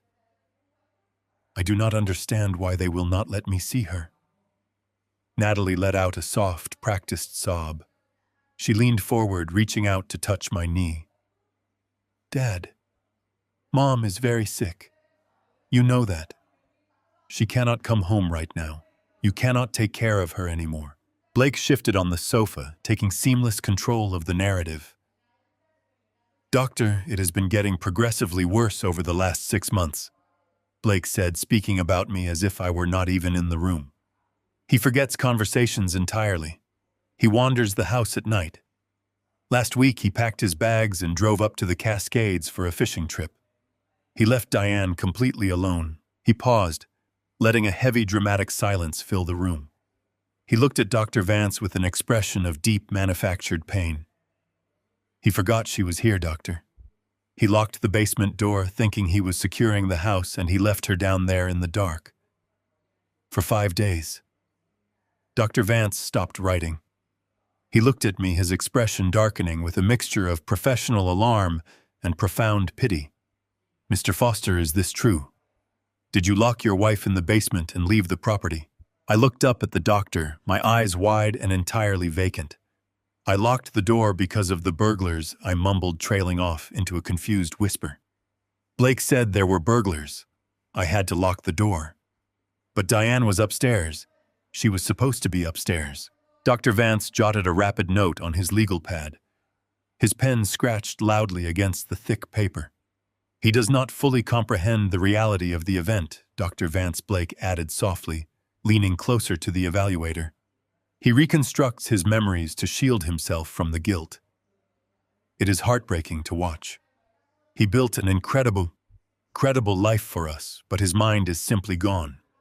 He cannot be trusted to manage his own safety, let alone his wife's medical care or the family finances." Natalie wiped a non-existent tear from her cheek. "He leaves the stove on, Doctor. He loses his keys. Yesterday he handed Blake a stack of 20-year-old tax returns, thinking they were active bank ledgers. We are terrified he is going to accidentally bankrupt himself or hurt someone. We just want him to be safe. We want to take the burden away so he can just rest." I sat completely still, absorbing the absolute sheer audacity of their lies. They were burying me alive with a shovel made of fake compassion. Every word they spoke was a calculated nail in my coffin, designed to convince this state official that I was a critical danger to society. I offered no resistance. I did not raise my voice or accuse them of treason. I let my head fall forward, feeding the evaluator the exact image of a man surrendering to dementia. Dr. Vance flipped to a new page in his portfolio. He looked around the pristine living room, taking in the expensive artwork and the antique furniture. "You have a very large property to maintain, Mr. Foster. Blake mentioned you spend the majority of your time isolated in your private study. Would you mind showing me that room? I like to see where my patients spend their daily lives. It helps me understand their immediate environment." Blake stood up immediately, not giving me a chance to answer. "Of course, doctor. I can show you. It is right down the hall." Blake led the way, marching down the corridor with the absolute authority of a man who already owned the title to the house. Natalie followed closely behind him. I brought up the rear, dragging my feet, keeping my eyes fixed on the floorboards. When we stepped into the study, the heavy silence of the room wrapped around us. The large mahogany desk sat in the center, flanked by towering bookshelves. But the most prominent feature of the room was the violently destroyed floor safe, sitting exposed in the center of the hardwood floor. Dr. Vance stopped dead in his tracks, staring down at the jagged metal shavings and the shattered biometric lock. "What on earth happened here?" he asked his professional detachment, slipping into genuine shock. Blake let out a heavy, tragic sigh. He walked over to the ruined safe and kicked a small piece of metal aside with his polished leather shoe. "This is what we deal with, doctor. This happened 2 weeks ago. Dean became convinced that the banks were stealing from him. He developed this severe, sudden paranoia. He forgot the biometric combination to his own safe, and instead of calling the company to reset it, he rented an industrial drill and destroyed it himself." I stared at Blake's back, silently admiring the breathtaking sociopathic perfection of the lie. He was using the very evidence of his own late-night robbery to prove my psychological instability. He was painting my victimization as a symptom of my madness. Dr. Vance walked slowly around the ruined safe, shaking his head. He looked at me with deep clinical concern. "Mr. Foster, do you remember doing this? Do you remember destroying the lock?" I looked at the jagged hole in the steel plate. I let my jaw tremble slightly. "I do not know," I whispered, clutching the edge of the doorframe. "The money was inside. I had to check on the money." Dr. Vance wrote another long paragraph on his notepad. The scratching sound filled the quiet study. The trap was closing perfectly. The evaluator was entirely convinced. He saw a dangerous, paranoid old man who locked his wife in a basement and violently destroyed his own property in a fit of delusion. But Blake was not finished. Blake never left anything to chance. He walked around the ruined safe and approached my large mahogany desk. He trailed his hand along the polished wood, looking at Dr. Vance with an expression of deep, weary concern. "It is not just the paranoia, doctor. It is the secrecy. He hides things. He hoards items he does not understand. We have been trying to clean up the office to make it safer for him, but he gets very aggressive if we touch his desk." Blake reached down and grabbed the brass handle of the bottom right drawer, the exact drawer where he had slipped the amber plastic bottle less than 24 hours ago. He pulled the heavy wood drawer open. He made a grand show of moving my reading glasses aside, shifting a stack of old utility envelopes. Then he stopped. He let out a sharp, perfectly executed gasp of shock. He reached into the back of the drawer and pulled out the small amber prescription bottle. He held it up to the light streaming through the large bay window, his face twisting into a mask of pure, horrified disbelief. "My God." Blake breathed out, staring at the label. "Natalie, look at this." Natalie rushed forward, acting exactly on cue. She peered at the bottle, covering her mouth with her hand. "What is it, Blake? What did he hide?" Blake turned to the evaluator, holding the bottle out like a loaded weapon. Doctor, I swear to you, we had absolutely no idea he had this. He must have gotten it from a different pharmacy. We never authorized this prescription. Dr. Vance stepped forward, his brow deeply furrowed. He took the amber bottle from Blake's outstretched hand and adjusted his wire-rimmed glasses. He rotated the plastic cylinder, reading the forged label carefully. His neutral clinical demeanor vanished instantly, replaced by severe absolute alarm. "This is haloperidol," Dr. Vance stated, his voice dropping to a harsh, serious register. "It is a highly potent antipsychotic medication.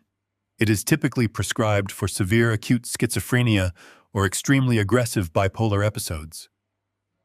Natalie let out a loud, dramatic cry, leaning heavily against Blake's shoulder.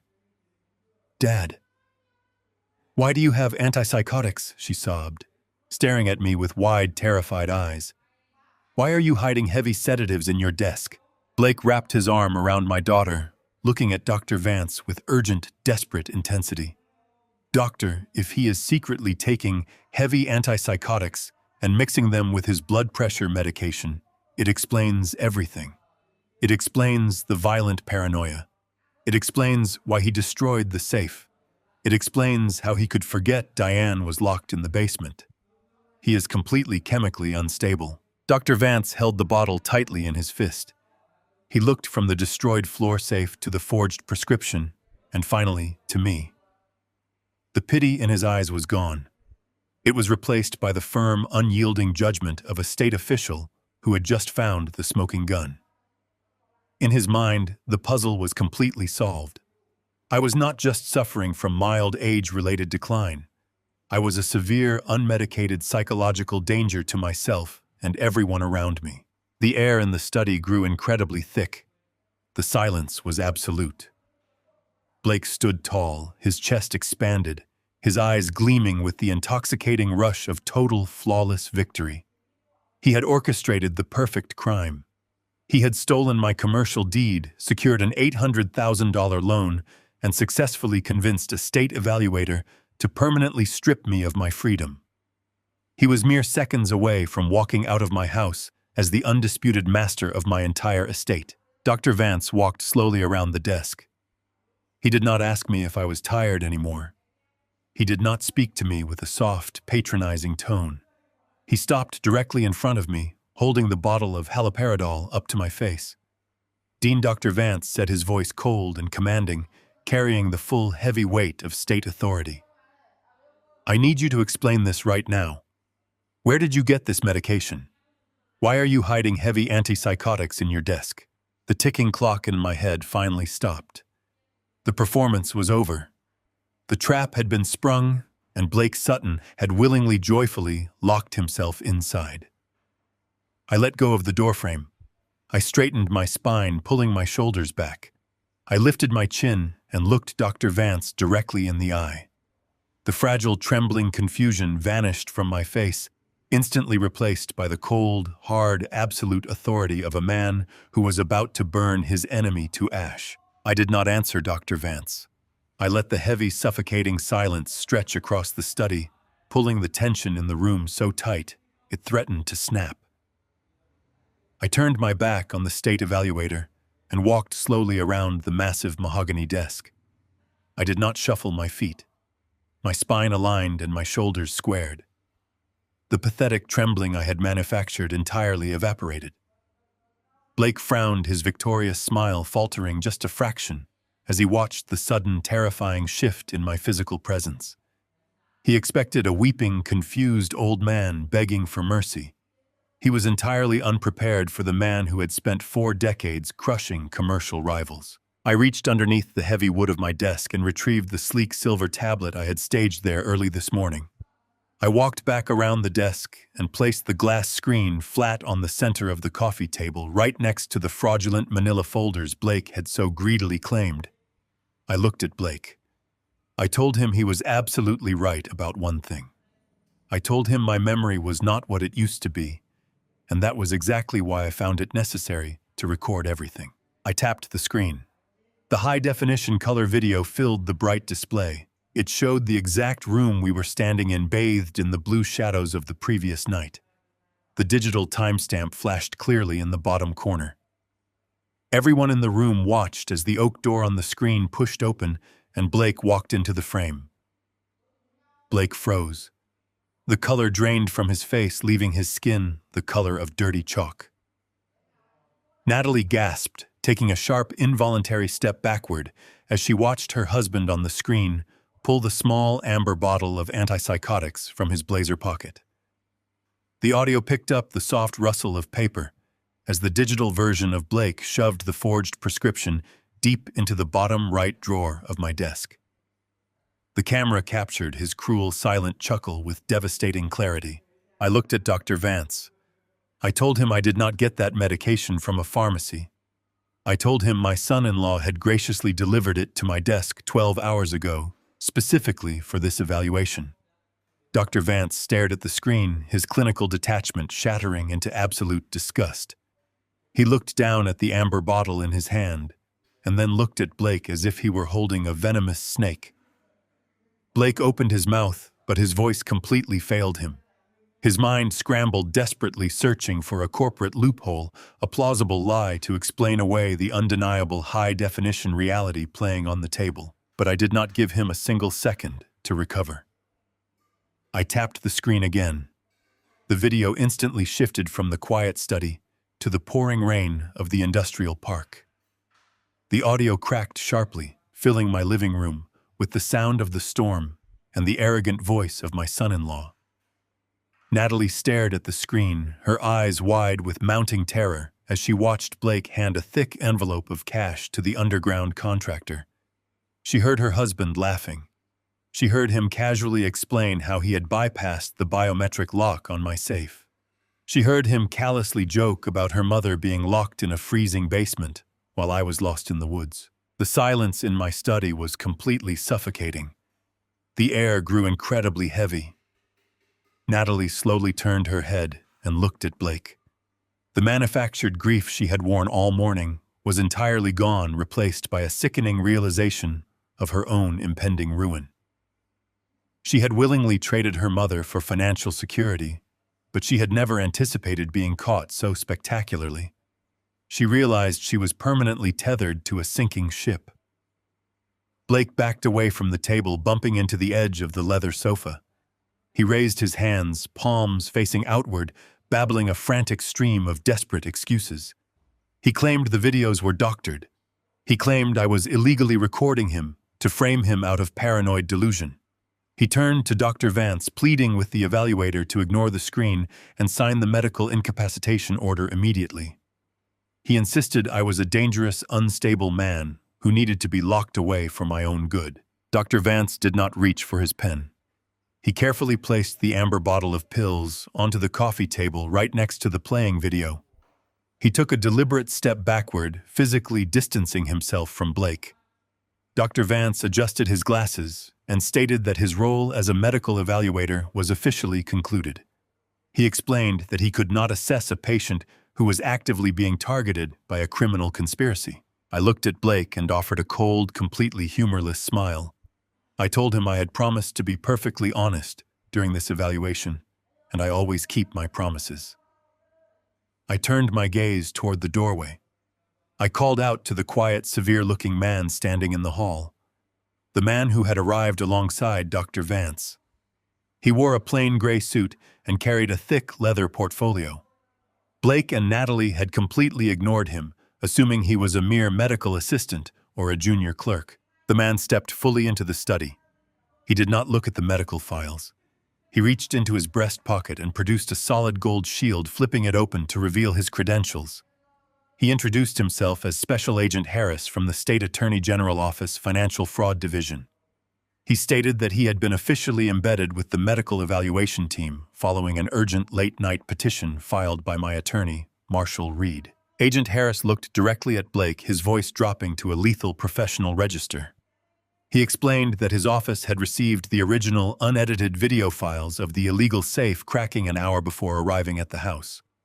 He informed Blake that Elias, the underground contractor, had already surrendered to federal authorities and signed a full confession implicating Blake in the theft of the commercial deed. Harris tapped his leather portfolio and stated that the state attorney had already secured a warrant for Blake's arrest on charges of elder abuse forgery and criminal conspiracy. Blake began to hyperventilate. His crisp suit suddenly looked 3 sizes too large for his shrinking, trembling frame. He looked at Natalie for support, but she had backed away, pressing herself against the bookshelf as if trying to merge with the wood. She wanted absolutely no part of the federal charges that were about to rain down on her husband. I walked around the desk and stood shoulder to shoulder with Agent Harris.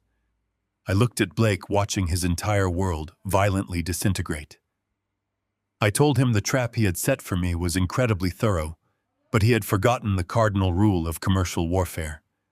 I told him never to leverage an asset he did not legally own. I explained that while he was busy planting fake pills in my desk, I had spent the night legally transferring the Riverside Commercial Plaza and every single liquid asset I possessed into an irrevocable blind trust. I watched Blake's eyes widen in absolute unadulterated horror as the full weight of the financial execution hit him. I told him his desperate $800,000 private equity loan had already bounced. I explained that when his lenders scrubbed the title this morning, they found the property permanently frozen and completely toxic. I told him his investors were already freezing his corporate accounts, and his unpaid vendors were already filing for liquidation. He had traded his freedom, his marriage, and his future for a piece of paper that was absolutely worthless. Blake dropped to his knees on the hardwood floor. The arrogant corporate shark was completely dead, replaced by a pathetic, broken man gasping for air. He begged me to reverse the trust. He promised he would return the deed and cancel the conservatorship if I just called the lenders and authorized the bridge loan. He told me he was going to lose his company, his reputation, and his entire life. I looked down at him, feeling the absolute chilling void where my paternal love used to reside. I told him he had already lost his life the moment he locked Diane in the basement.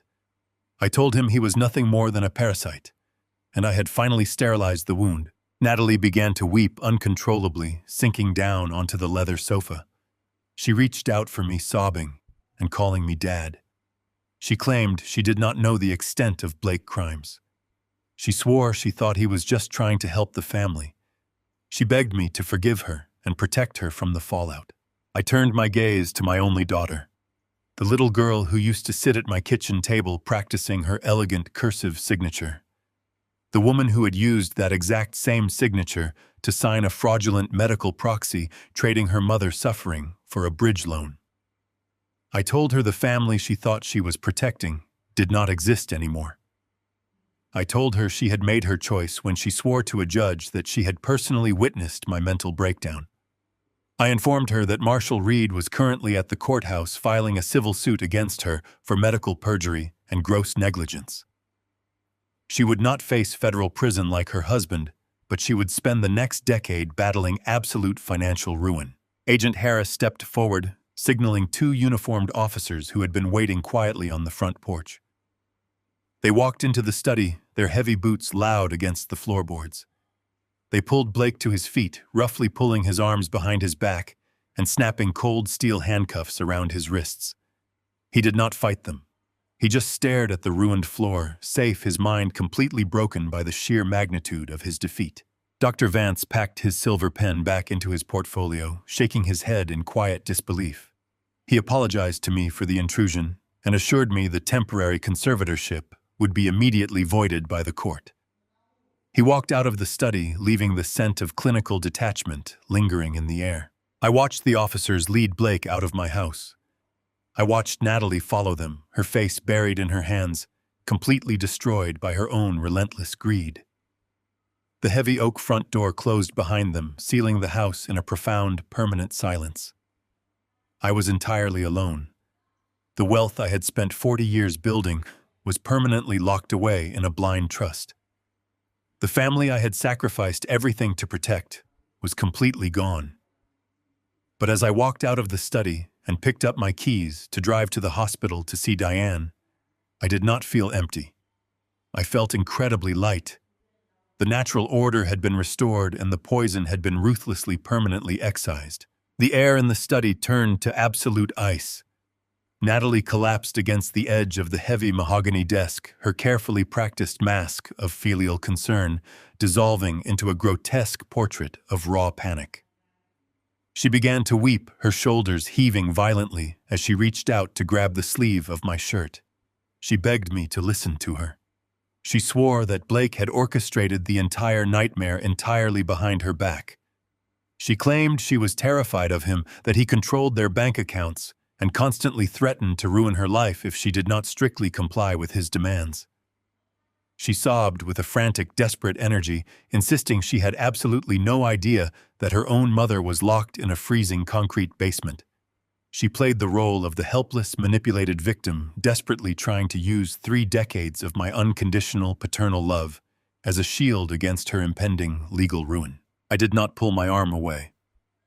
I simply looked down at her shaking hands, gripping my shirt. I felt absolutely nothing. The deep well of forgiveness I had always reserved for my only child was completely, permanently dry. I told her that tears were a currency I no longer accepted. I reached into the inside pocket of my jacket and withdrew the folded medical proxy. I smoothed the crisp white paper out on the smooth surface of the desk and slid it clinically toward her. The heavy silence in the room amplified the sharp scratching sound of the paper sliding across the polished wood. The document stopped inches from her trembling fingers. I did not raise my voice. I spoke with a quiet, lethal precision. I told her to look at the bottom of the page. I told her to look at the looping, elegant cursive spelling out her name right beneath Blake's aggressive, jagged signature. I reminded her of the countless hours I had spent sitting beside her at the kitchen table when she was 7 years old, patiently teaching her how to hold a pen, how to form those exact, graceful letters. I told her I had financed her entire life, her pristine private education, and her lavish destination wedding. I told her that Blake could steal a commercial deed and hire a criminal to drill a safe, but he could never forge that specific signature with such flawless, perfect execution. She had signed the paper herself. She stared at the dark ink, her tears freezing on her pale cheeks. I explained that a medical proxy overriding a living spouse requires extreme legal verification. I told her she had physically stood before a county clerk and sworn under penalty of perjury that she had personally witnessed my cognitive decline. She had willingly traded her mother's life and her father's freedom for a piece of paper. I told her the victim narrative was officially entirely dead, and she was going to face the absolute consequences of her own treason. Blake stepped forward, violently pushing Natalie aside. His pristine charcoal suit seemed to hang awkwardly on his suddenly rigid frame.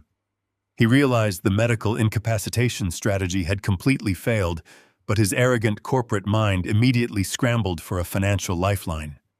He sneered at me, his voice dripping with desperate venom. He told me the proxy did not matter anymore. He claimed the $800,000 bridge loan had already been approved, and the funds were currently being wired into his corporate holding accounts. He boasted that even if I fought the conservatorship, the commercial deed to the Riverside Plaza was already fully leveraged. He told me the bank owned my legacy now, and I was far too late to stop the transaction. I looked at the grandfather clock standing quietly in the corner of the study. I turned back to Blake and offered a tight, completely humorless smile. I informed him that he was operating under a catastrophic misunderstanding of modern banking protocols. I explained that private equity lenders do not release $800,000 in liquid capital without conducting a final automated title scrub. I watched the arrogant sneer on his face begin to visibly crack. I told him that exactly 10 minutes ago, the lending institution initiated their final digital verification of the Riverside Commercial Plaza deed. I explained that when their automated system pinged the county registry, it did not find Dean Foster listed as the primary owner. It found an irrevocable blind trust completely locked and utterly untouchable by any outside creditor or lending institution. Blake stopped breathing. The color drained from his face, leaving his skin a sickly pale gray. He stammered frantically, claiming that was legally impossible because he held the physical notarized deed in his briefcase. I leaned across the mahogany desk, resting my weight on my knuckles. I told him a physical piece of paper is completely worthless when the underlying asset has been legally frozen. I explained the precise, brutal mechanics of the financial execution he was currently experiencing. I told him that submitting a fraudulent commercial deed to secure a massive private equity loan is not a simple administrative error. It is a severe, aggressive act of criminal fraud. I watched his eyes widen in absolute, unadulterated horror as the reality of his situation crushed his chest. I informed him that the lending institution's security protocols had instantly flagged his application the second the title scrub failed. They did not simply cancel the pending wire transfer. Private equity firms operate with ruthless efficiency when their capital is threatened. They immediately triggered a catastrophic default clause. I told him the lender was currently calling the entire debt due, effectively demanding $800,000 in immediate liquid cash from a technology company that was already completely bankrupt and drowning in vendor disputes. Blake staggered backward, his knees buckling slightly. He reached out to grab the back of the leather sofa to keep himself from collapsing onto the hardwood floor. He realized he had not secured a financial lifeline. He had willingly strapped a massive unpayable debt to his own neck and kicked away the chair. But the financial devastation was merely the first layer of the trap. I refused to let him breathe. I refused to give him a single second to formulate a defense. I stood up to my full height, projecting the absolute unyielding authority of a man who had survived 4 decades in the ruthless commercial real estate market. I told Blake that my attorney, Marshall Reed, had not spent the morning idly watching the clock. While Blake and Natalie were standing in my living room, confidently attempting to declare me insane, Marshall was standing in the federal courthouse downtown. I told Blake that the physical commercial deed he was carrying in his briefcase had been officially reported stolen to the Federal Bureau of Investigation. I explained that Marshall had submitted a comprehensive legal package to the State Attorney General and the Federal Fraud Division. The package contained the high-definition video of Blake handing $10,000 to an underground locksmith. It contained the audio recording of Blake laughing about locking my wife in a basement. And it contained the digital footprint of the fraudulent loan application submitted across state lines. Blake opened his mouth, but his vocal cords completely failed him. He let out a pathetic, hollow, rasping sound. He was a man drowning in a rapidly rising tide of his own terrifying arrogance. I looked at him with a gaze devoid of any human empathy. I told him he was no longer dealing with angry vendors or impatient venture capitalists. He had crossed a massive federal threshold. I explained that wire fraud utilizing a stolen commercial deed to defraud a private equity firm carries a mandatory minimum sentence in a federal penitentiary. He had traded a life of pristine, uninterrupted comfort for decades in a concrete cell. Natalie let out a piercing, high-pitched scream.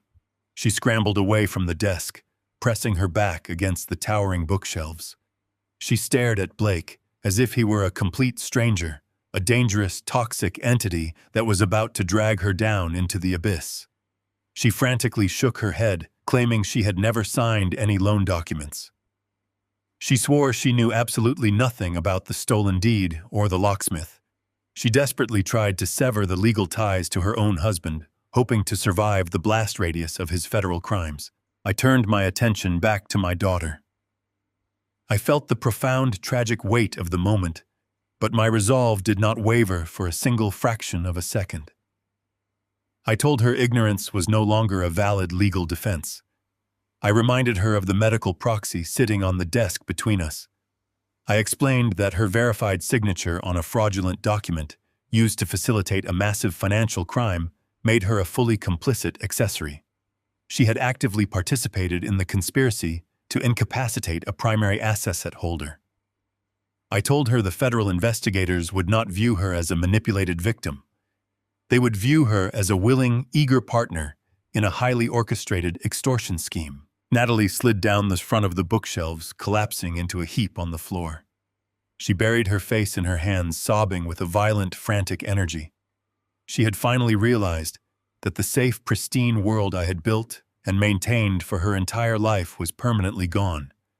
She had taken a sledgehammer to the very foundation of her own existence, and there was absolutely no one left to shield her from the falling debris. I walked slowly around the desk. I did not look down at my weeping daughter. I stopped directly in front of Blake. The sharp, confident corporate executive who had walked through my front door 20 minutes ago was entirely, completely dead. He was visibly shaking, a cold sweat breaking out across his forehead. He looked at me with eyes full of a pathetic, desperate pleading. He asked me what he was supposed to do. He begged me to call Marshall and cancel the federal report. He promised he would leave the city, abandon his company, and never speak to my family again if I just gave him a chance to run. I leaned in close, keeping my voice a low, methodical hum. I told him I was not going to call Marshall. I told him I was not going to negotiate with a man who treated my wife as collateral damage. I explained that the trap was already fully engaged and the gears were moving too fast for anyone to stop them. I pointed toward the large bay window overlooking the quiet suburban street. I told him that federal authorities do not send polite emails when a major wire fraud case is activated.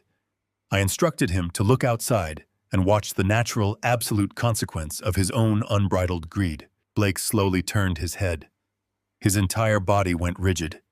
The color permanently drained from his world. I did not need to look out the window to know what was arriving. I could already hear the heavy synchronized sound of multiple unmarked vehicles pulling aggressively into my driveway.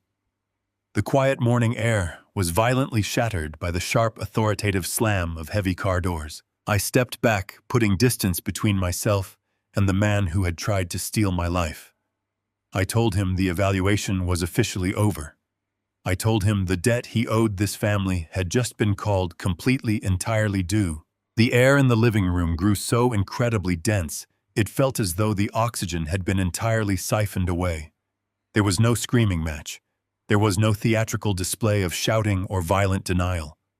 True devastation does not announce itself with a roar, but with a profound, suffocating silence.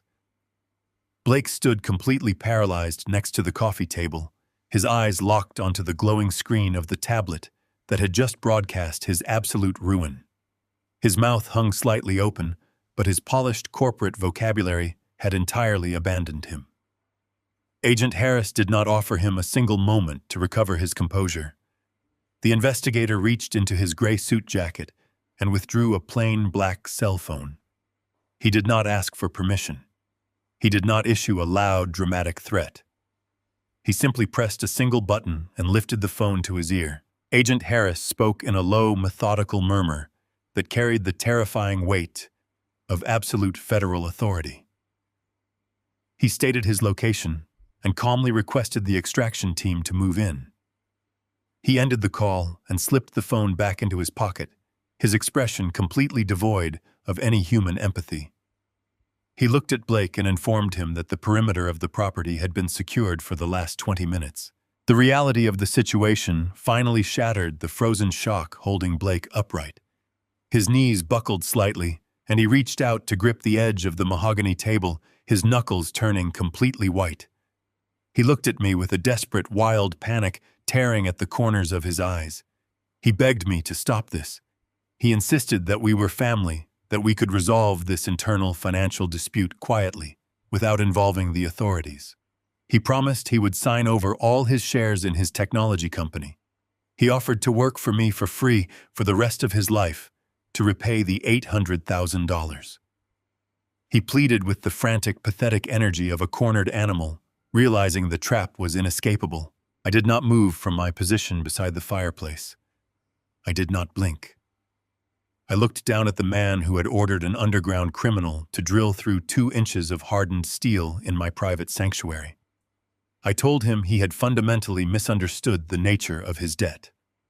I explained that money could always be recovered or written off, but leaving a living, breathing human being locked behind a steel deadbolt in a freezing basement was a transgression that could never be repaid with corporate shares. I told him his technology company was completely worthless, and his promises held absolutely zero market value. Natalie scrambled backward against the wall, her breath coming in short, ragged gasps. She looked at Blake as if he were covered in a lethal, contagious plague. She completely abandoned the unified front they had so carefully constructed.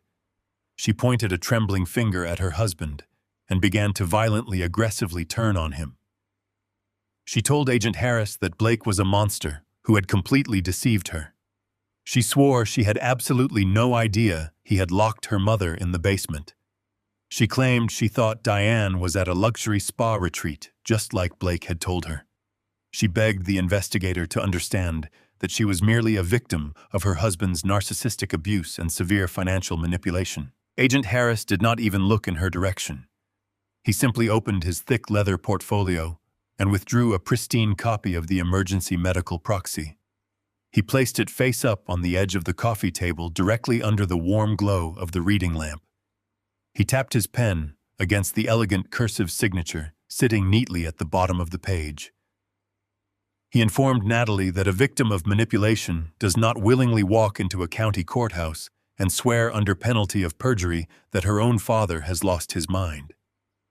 He told her that her signature was the primary functional mechanism that allowed this entire criminal conspiracy to move forward.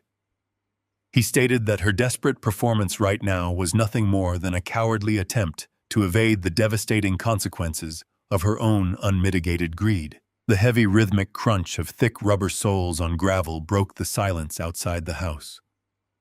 Heavy footsteps marched up the front porch steps, moving with synchronized, undeniable purpose. The heavy oak front door was pushed open, and two large uniformed police officers stepped into the foyer. The brass badges on their chests caught the morning light, projecting an absolute unyielding authority into the center of my home. The air in the room grew entirely still. The inevitable reality of the moment settled heavily onto the shoulders of the two people who had thought they were the absolute masters of my fate. Agent Harris nodded to the officers and stepped forward. He did not read from a script. He delivered the charges from memory, his voice echoing like a judge striking a heavy wooden block. He looked directly into Blake's wide, terrified eyes. He informed Blake Sutton that he was officially under arrest for elder abuse. He paused, letting the weight of the words sink deeply into the quiet room. Then he listed the second charge. He stated Blake was being arrested for grand larceny, stemming from the premeditated theft of a commercial deed and the subsequent fraudulent procurement of an $800,000 private equity loan. Blake squeezed his eyes shut, tears of absolute defeat leaking down his pale cheeks. He let out a low, agonizing moan as the sheer volume of his crimes was laid bare. But Agent Harris was not finished. He took one step closer, narrowing his gaze. He informed Blake that the state was also filing charges of attempted manslaughter. He explained that knowingly confining a vulnerable, heavily sedated elderly woman in a lightless basement without access to food, water, or medical care demonstrated a depraved indifference to human life. He told Blake that the basement door deadbolt and the biometric safe shavings were currently being processed by a forensic evidence unit. The first uniformed officer stepped forward, grabbing Blake by the shoulder. He spun the broken corporate executive around, roughly pulling his arms behind his back. The sharp metallic click of the heavy steel handcuffs snapping shut echoed through the living room. It was the sound of a total permanent loss of freedom. Blake offered zero physical resistance. His body simply went limp, his pristine charcoal suit bunching awkwardly around his bound wrists. Natalie let out a piercing, high-pitched wail. She pressed her hands against her face, shaking her head in violent denial. She thought the nightmare was entirely focused on her husband. She thought her status as my biological daughter would somehow magically insulate her from the federal fallout. She was catastrophically wrong. Agent Harris turned his cold, clinical gaze toward Natalie. He instructed the second uniformed officer to secure the accomplice. Natalie screamed, backing away until she hit the edge of the bookshelf. She cried out for me while calling me Dad, begging me to tell the officers to stop. She insisted there had been a terrible mistake. She claimed she was just trying to help the family transition into a new phase of life. I stood perfectly still, watching the second officer step forward and grasp my daughter's wrists. I did not intervene. I did not feel a single solitary drop of mercy. I looked at the woman who had happily traded her mother's life for a bridge loan, and I told her the family transition was now officially complete. Agent Harris informed Natalie Sutton that she was under arrest for felony conspiracy to commit fraud and severe medical perjury. He explained that her willing participation in falsifying a medical evaluation to seize control of a primary asset holder constituted a massive coordinated criminal offense. The officer pulled her arms firmly behind her back. The second pair of steel handcuffs snapped shut. Natalie collapsed to her knees on the hardwood floor, sobbing with a frantic, desperate energy that completely filled the room. She realized her pristine, uninterrupted life of luxury had just been permanently exchanged for a concrete cell. The officers hauled Blake and Natalie to their feet. They began to march them toward the front door, treating them not like entitled suburban royalty, but like the dangerous, toxic criminals they truly were. Dr. Vance, the state medical evaluator who had arrived to declare me insane, stood silently in the corner of the room, observing the magnificent, violent destruction of the conspiracy. He gathered his portfolio and quietly slipped out the front door, eager to distance himself from the radioactive fallout of the Sutton family. As the officers pushed Blake toward the threshold, the broken man dug his expensive leather shoes into the rug. He twisted his head around, looking back at me with a face entirely drenched in sweat and terrified tears. The arrogant corporate shark had been entirely reduced to a sniveling, desperate child. He begged me to post his bail. He cried out that he could not survive in a county holding cell. He pleaded with me to use my vast resources to secure his release, promising that he would do absolutely anything I asked if I just gave him this one final lifeline. He told me I had millions of dollars, and he just needed a tiny fraction of it to avoid spending the weekend behind bars. I walked slowly down the hallway, following them toward the open front door. I stopped just short of the threshold, looking at the man who had tried to bury me alive. I kept my posture straight, and my voice a quiet, lethal current. I did not yell. I did not gloat. I delivered the final absolute truth with the cold precision of a surgeon excising a malignant tumor. I told Blake that I would love to help him, but my financial situation had recently drastically changed. I explained that I had just transferred my entire legacy into an irrevocable blind trust, and I no longer had direct access to those millions. I looked deep into his terrified eyes and informed him that any remaining liquid funds I possessed were currently completely tied up paying for my wife's extensive physical and psychological recovery. I told him Diane's care was incredibly expensive, and I simply could not afford to waste a single penny on a man who had left her to die in the dark. Blake's mouth opened in a silent scream of total, absolute realization. He finally understood the complete, inescapable perfection of the trap. He had forced me to impoverish myself on paper to stop his theft, and by doing so, I had legally removed any possible mechanism to save him. He had engineered his own permanent destruction. The officer shoved Blake forward, pushing him out into the bright morning sunlight. Natalie followed, stumbling blindly behind him, her head bowed in absolute disgrace. I stood in the doorway and watched the officers press my daughter and my son-in-law into the back of the waiting police cruisers. The heavy doors slammed shut, sealing them inside the reinforced steel cages. The engines roared to life and the vehicles slowly pulled out of my driveway, rolling away down the quiet, pristine suburban street. I watched the taillights disappear around the corner, taking the toxic infection far away from my home. The heavy silence of the house returned, but it was no longer a suffocating, oppressive silence. It was the deep, profound silence of a battlefield after the war has been decisively, conclusively won. The natural order had been entirely restored. I turned around and walked back inside, ready to go to the hospital and bring my wife back to the home she truly belonged in. The morning air carried the crisp chill of early autumn. I stood on the wooden planks of my back porch, holding a ceramic mug of dark coffee, letting the rising sun warm the side of my face. 3 months had passed since the heavy oak doors of my home had closed behind the police cruisers. 90 days of absolute, profound quiet. The sprawling suburban fortress that had briefly become a staging ground for my own destruction had finally returned to its natural state. It was no longer a battlefield.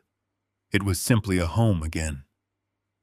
I took a slow, deliberate sip of my coffee, listening to the gentle rustle of the wind moving through the oak trees lining the edge of the property. There was no ringing telephone. There were no frantic demands for bridge loans or sudden emergencies manufactured to drain my accounts. There was only the steady, rhythmic breathing of a life restored to perfect equilibrium. I turned slightly and looked through the large glass panes of the sliding patio door. Inside the house, the morning light poured across the living room, illuminating the space in a soft, golden glow. Diane was sitting in her favorite upholstered armchair, a thick woven blanket draped comfortably across her lap. She was reading a heavy historical biography, her reading glasses perched neatly on the bridge of her nose. The devastating physical toll of her confinement had slowly, steadily begun to fade. Her skin had regained its healthy color, and the terrible fragility that had haunted her steps in the first few weeks had been replaced by a quiet, returning strength. Bringing her home from that secure hospital ward had been the single most important victory of my entire life. When the fraudulent medical proxy was officially voided by the court, I had walked into her room and carried her out of that clinical nightmare. We did not speak of the basement. We did not discuss the heavy steel deadbolt or the terrifying darkness she had endured. We did not need to relive those details. The trauma had left a deep, invisible scar on both of us, but we had chosen to let the quiet routine of our daily lives heal the wound. I watched her turn a page in her book, a small, serene smile touching the corners of her mouth. I had spent 40 years building a financial empire to ensure her safety, and in the end, I had to burn a significant portion of that empire to the ground to keep my promise. I would do it again in a single heartbeat. The wealth that had so deeply corrupted my only child was now permanently secured. The irrevocable blind trust Marshall Reed had constructed operated with a cold, flawless efficiency. It was a massive, impenetrable vault that sat entirely out of reach. The commercial deed to the Riverside Plaza, the liquid cash reserves, and the massive investment portfolios were actively managed by a fiercely independent corporate board. They generated a steady, secure income that perfectly covered Diane's ongoing medical care, her specialized physical therapy, and our daily living expenses. The board ensured the capital continued to yield results while remaining completely insulated from any external manipulation. There was absolutely no excess capital available for sudden luxury purchases or desperate corporate bailouts. The honey trap was completely, permanently empty, miles away from the quiet comfort of my sunlit living room. Blake Sutton was experiencing the brutal, unforgiving reality walk of the federal justice system. He was currently sitting in a maximum security holding facility entirely stripped of his customized, tailored suits and his arrogant corporate vocabulary. The federal prosecutors had not offered him a single ounce of leniency. The high-definition surveillance footage, the audio recordings of his confession to the locksmith, and the digital trail of his fraudulent loan application had formed an ironclad, undeniable chain of evidence. He was facing 20 years in a federal penitentiary for grand larceny, wire fraud, and attempted manslaughter. The private equity lenders he had tried to defraud had systematically dismantled whatever remained of his professional reputation. His technology company had been completely liquidated to pay off his furious vendors, and his investors had filed a mountain of civil lawsuits that would guarantee he remained utterly destitute for the rest of his natural life. He had traded his lavish corporate lunches and his venture capital pitches for a rigid, scheduled existence between concrete walls. He had gambled his entire life on the assumption that an exhausted, grieving old man would simply surrender and fade away. He had vastly underestimated the depth of my patience and the absolute lethal precision of my retaliation. He would spend the next 2 decades in a small cell replaying the exact moment he walked into my study to plant a bottle of pills, only to discover he had walked directly into his own execution. And then there was Natalie. My daughter was currently living in a cramped, decaying studio apartment on the industrial side of the city. The contrast between her current reality and the pristine, luxurious life she had previously enjoyed was absolute and entirely deserved. When the federal investigators untangled the sprawling web of Blake's financial crimes, they found Natalie's verified signature on the fraudulent medical documents. She was entirely complicit in the conspiracy to seize control of my estate, and the justice system had treated her accordingly. She was currently awaiting her own sentencing hearing, facing a mandatory minimum for medical perjury and accessory to fraud. But the legal consequences were only a fraction of her devastation. The civil suits initiated by Marshall Reed had completely bled her dry. Every single asset tied to her name had been seized or liquidated to cover the immense legal penalties of her actions. She was completely, utterly bankrupt. Her wealthy socialite friends had entirely abandoned her the moment the scandal became public. She had no luxury sedan, no destination vacations, and absolutely no access to the family fortune she had so eagerly tried to steal. She was forced to listen to the constant grinding noise of commercial trucks outside her single small window, a daily reminder of the absolute ruin she had brought upon herself. She had attempted to call me several times during the first month, leaving long, desperate voicemails begging for a second chance. She pleaded for financial assistance, claiming she could not afford her rent or her legal representation. She cried into the phone, insisting that she was still my little girl, and asking how I could abandon her to such a brutal fate. I never returned a single call. I never listened to the voicemails beyond the first few seconds. I instructed Marshall to block her number and sever all remaining avenues of communication. I felt absolutely no desire for vengeance as I stood on the porch looking out over the manicured lawn. Vengeance is an emotional, chaotic response born from a place of uncontrollable anger. What I had done was entirely clinical. I had simply identified a severe toxic infection threatening the life of my wife and the stability of my home, and I had surgically removed it. You do not hate the rotting branch you cut from an old oak tree.